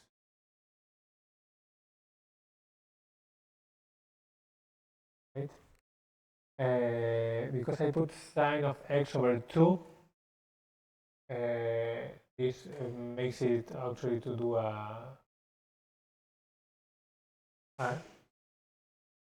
yeah, it's not put as periodic, it puts as Dirichlet, but actually you can simply use periodic and make your life easier. So yeah, so I think I will change this problem a bit. Because what I actually wanted to do, and I seem to have ruined it, something that does something like this.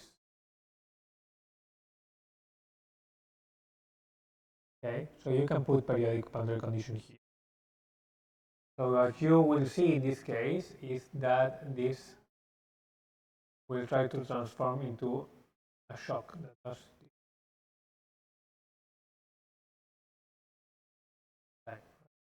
This part will try to travel this way, this part will try to travel this way, so in the end you will get a shock. The way I write it here, I will need to change it. You will have issues, but at the boundaries. You will still have a shock, but it will be formed here, so it will be easier to visualize if it is in the middle. And once you add some epsilon there, you will be adding some dissipation to the system. So there will still be conservation, but the difference is that this will no longer look like this, but it will look something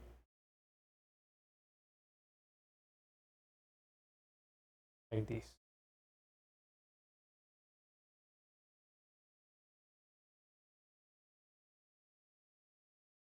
Right? And when epsilon goes to 0, this will become sharper and sharper.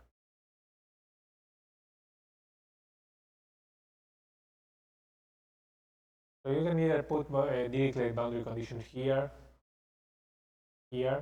right? Or you can do it periodic, and it will be the same thing, because these 2 points here, this point and this point, will never should not change during the evolution. They should remain there. Let's try to fix this a bit. Try to correct it.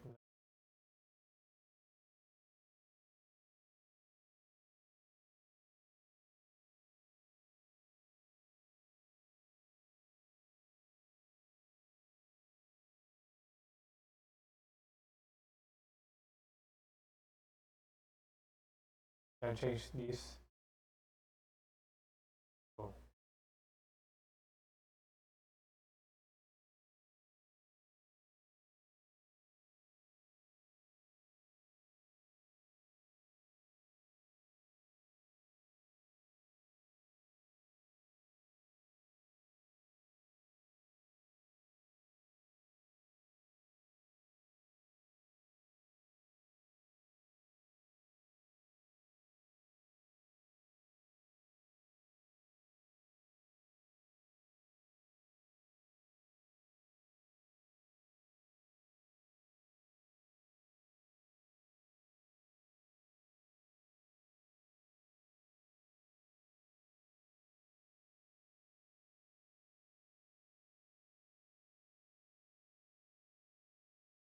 So I would actually use this one to try to make the evolution.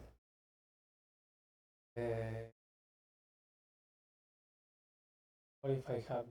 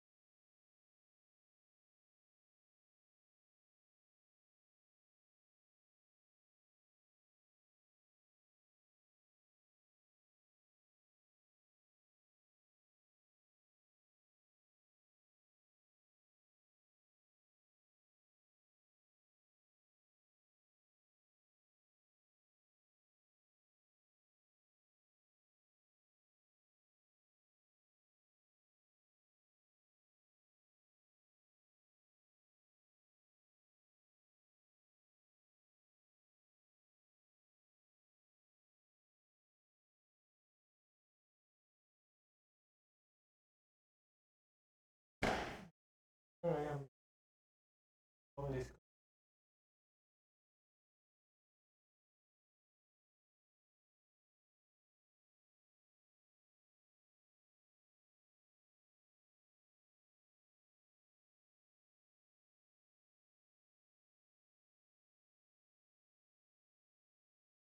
Because right, also I am putting right discontinuity right at the beginning.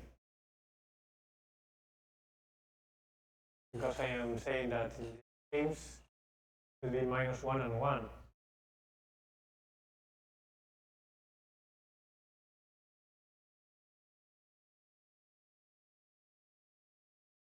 So we change this to make it easier.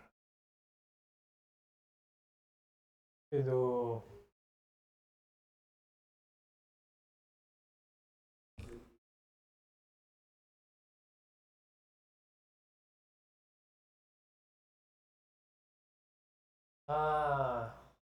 that's why, because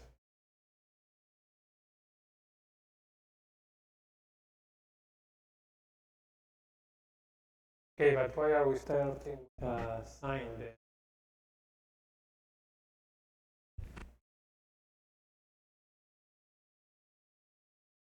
Okay, but then this is not periodic.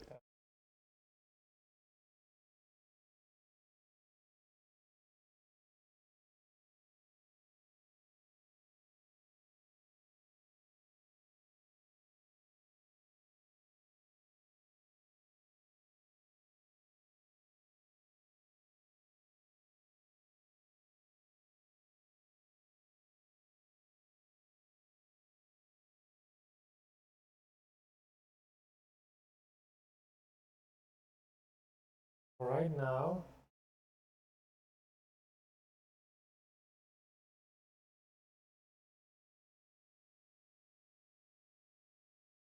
because right now what they have is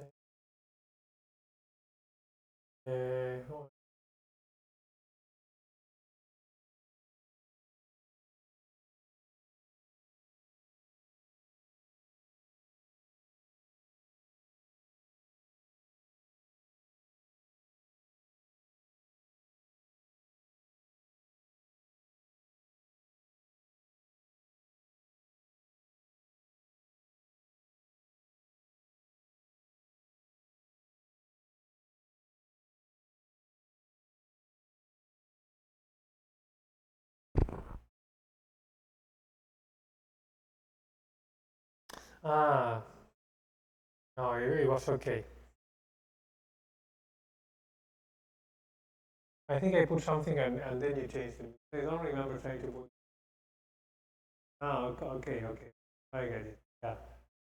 I got confused with sine of 2x. But in this case, we want to form the hyperbolic tangent, right? But then I think you need to change the.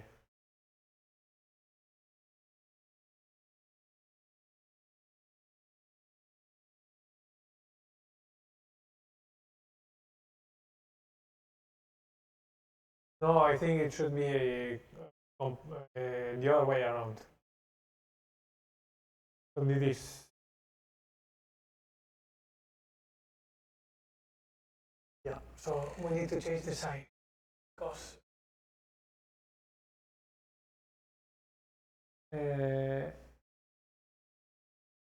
this part here, the characteristics here,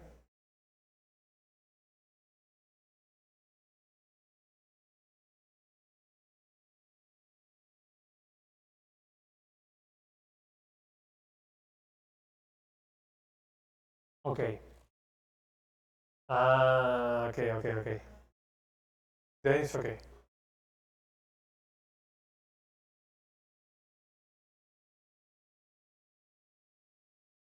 Yeah, if you have the minus sign, it's okay. Right, okay, so this is okay. Because you have the minus sign here in the Burgers equation.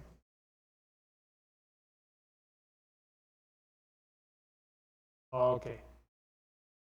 So in that case, what we would expect is for this, after some time, the evolution, this will transform into something that goes like this. No, I was telling you a different problem, sorry. It should do something like this. This here, proportional to epsilon. The smaller you take the epsilon, the sharper it is. Get closer and closer to a step function. Okay, yeah, that's why I was confused, because there is another problem that has a sign that you do where you have something like this, and right. And now, because you are forcing this value to be 1 and this value to be -1, and because the how the equation is written, this point is trying to propagate this way, and this point is trying to propagate this way. Also this.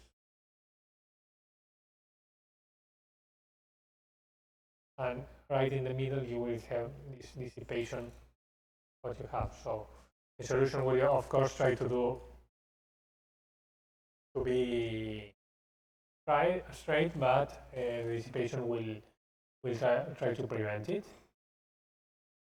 And the fact that we chose t equals 1.2 has to do with the shock formation time. Because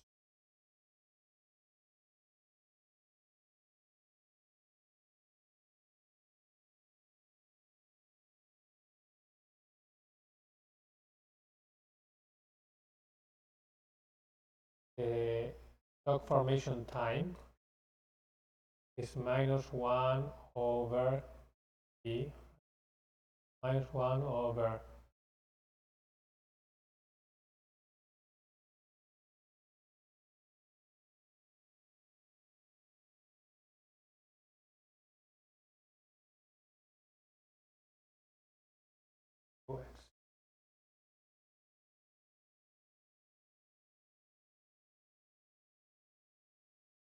In burgers, f of u in this case will be equal to minus u,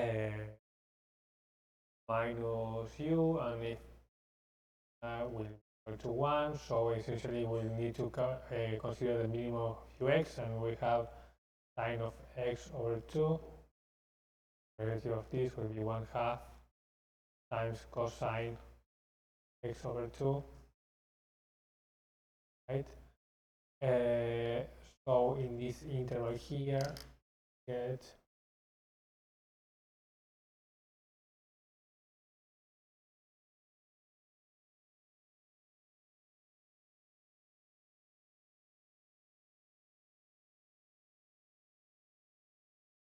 right around here. So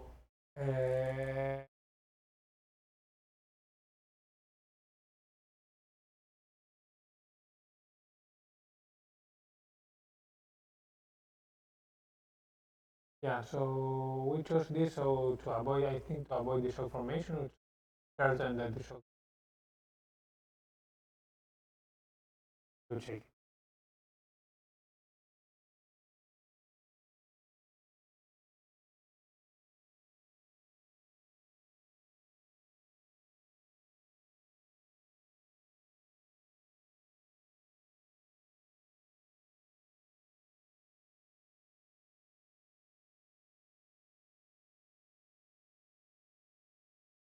I think the shock here from set time equals 2. Or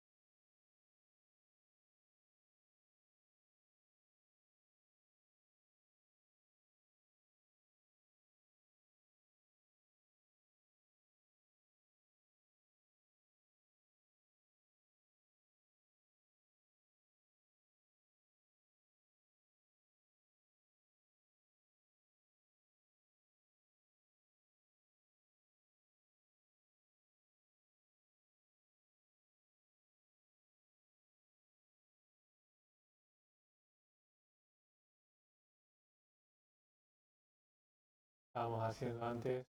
Estoy tratando de poner burgers ahí. Claro.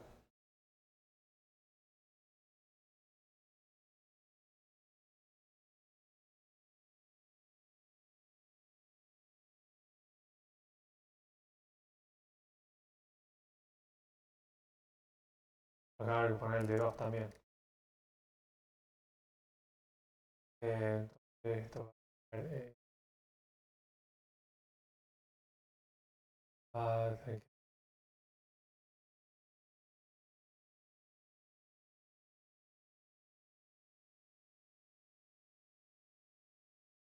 no, tengo que poner.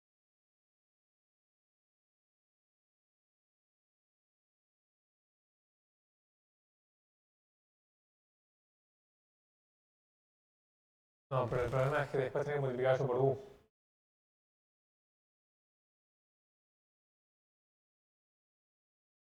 Y tenés que multiplicar solamente una parte por u.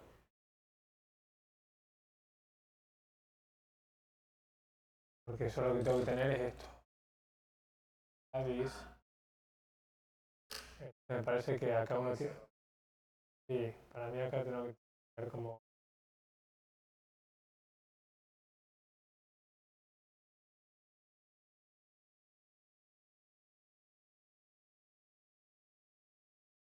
Sí.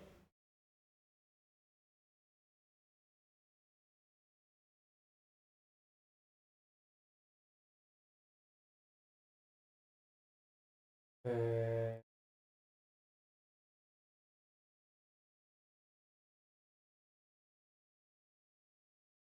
y ahí uno pone.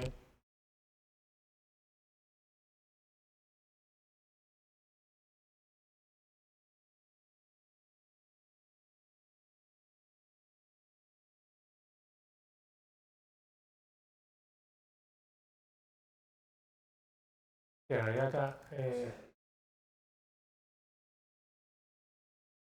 Acá.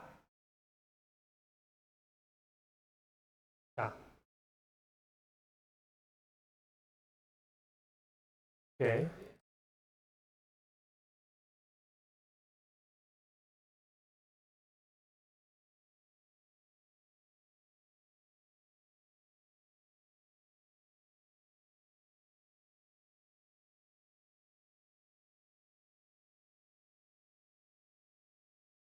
Eh, ah.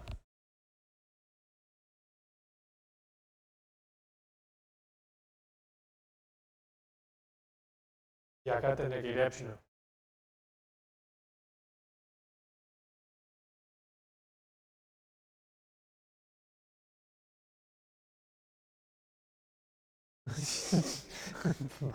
Tirar cualquier cosa.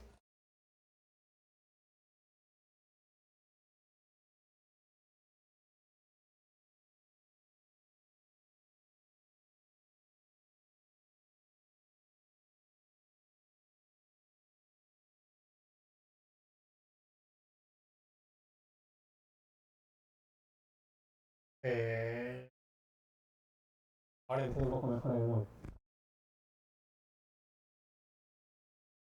Ahora entiendo un poco mejor el mul, para qué estaban poniendo así. Para agregarle algo, modificar algo y agregar. No,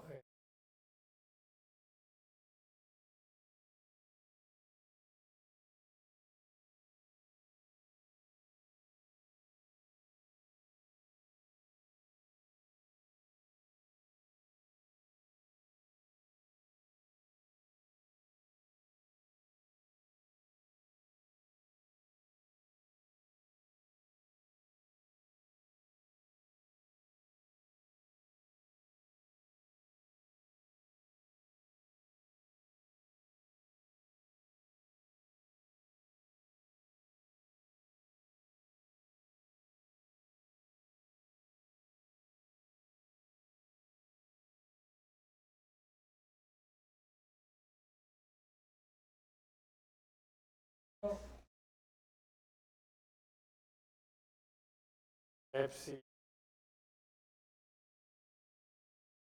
con un valor alto. Quiero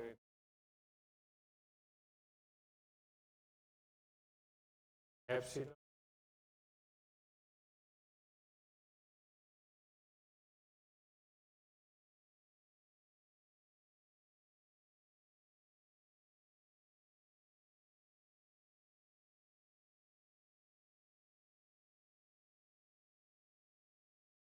and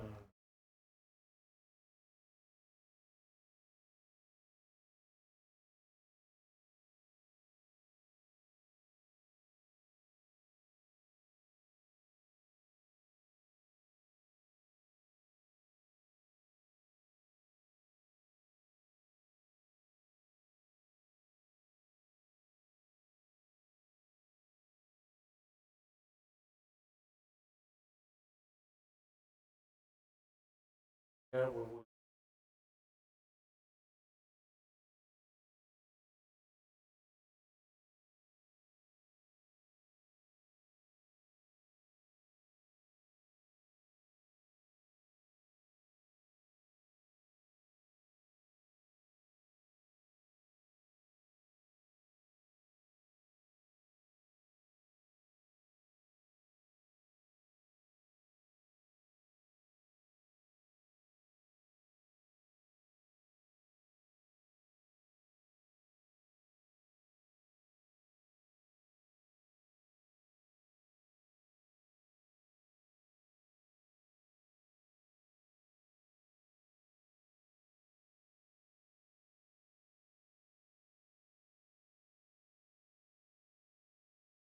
there it goes.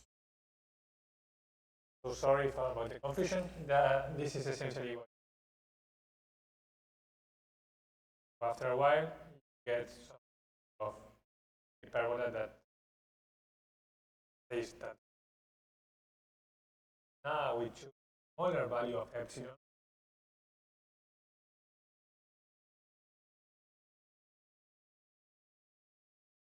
Actually broke down because the epsilon was small with respect to size of the. So fix this smaller delta x 1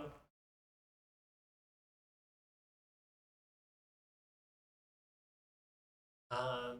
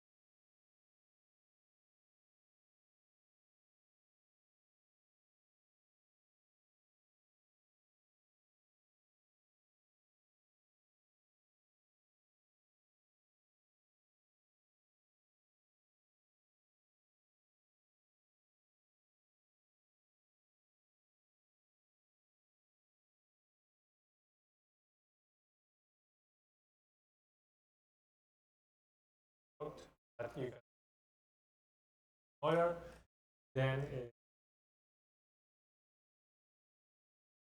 we can kind of capture the shock. We need some dissipation, but you need to be careful because the epsilon value that you choose needs to be larger than the grid size that for the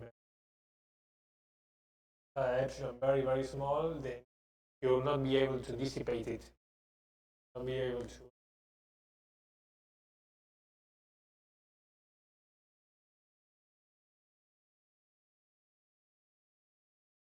So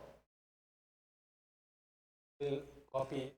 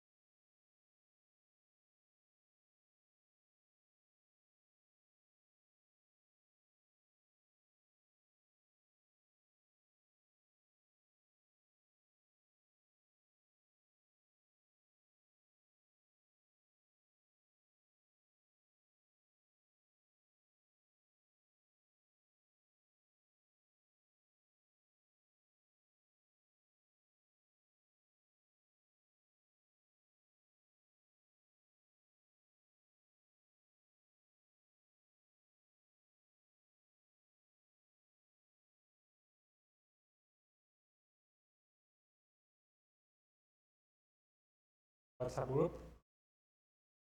So what I did here, sorry if it was not clear, but essentially here I am calculating the Berger's equation. So this part here is simply multiplying d times u and then adding a u. And this part here is adding the value. Now we are multiplying times d times u. Derivative, multiply this by epsilon, make it smaller, and we add this one argument, just store it in d, but also keep the value of. Once we do this, we need to put the Dirichlet boundary conditions. We are using that, drawing this term of negative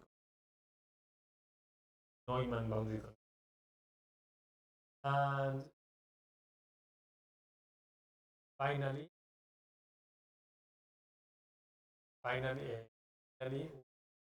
put the boundary minus 1, the epsilon, we give it as a parameter, and solve. And when you change epsilon, you will more or less move 1.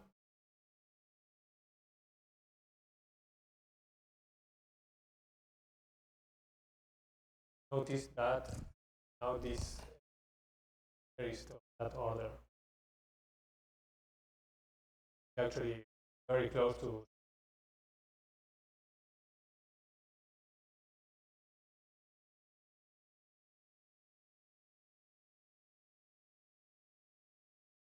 the sharper it will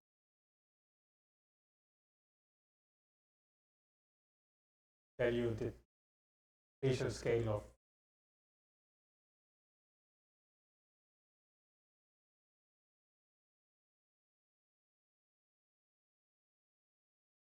this is what we are expecting to exercise. I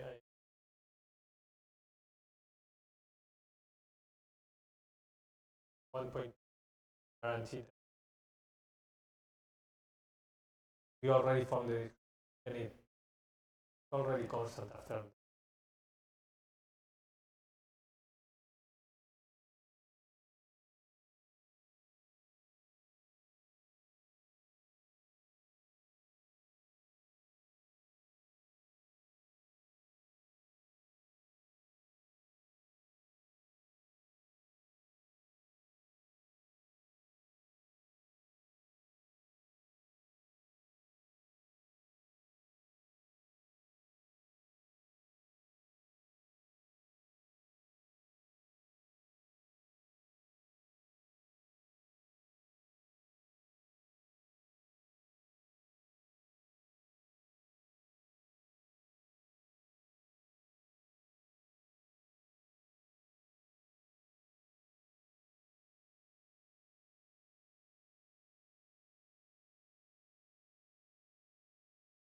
So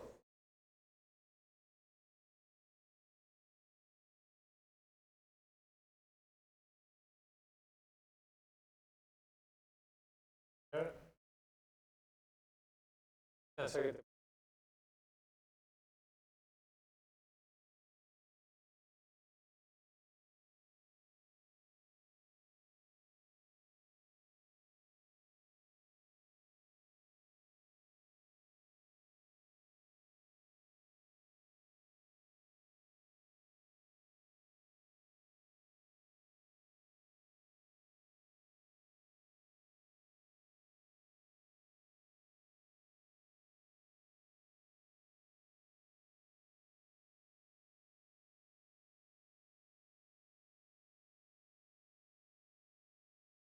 you will start to see some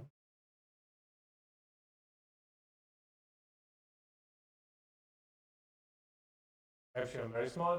We get something very sharp, but we will get equation operator.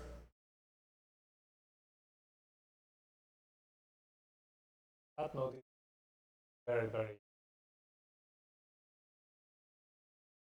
So we will stop now. We will see tomorrow? No, tomorrow, sorry.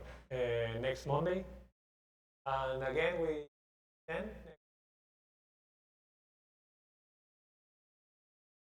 hablar a alguien. So, a co-worker of us, Daniela, will be talking about how to do the grids in finite elements. So we will see you Monday.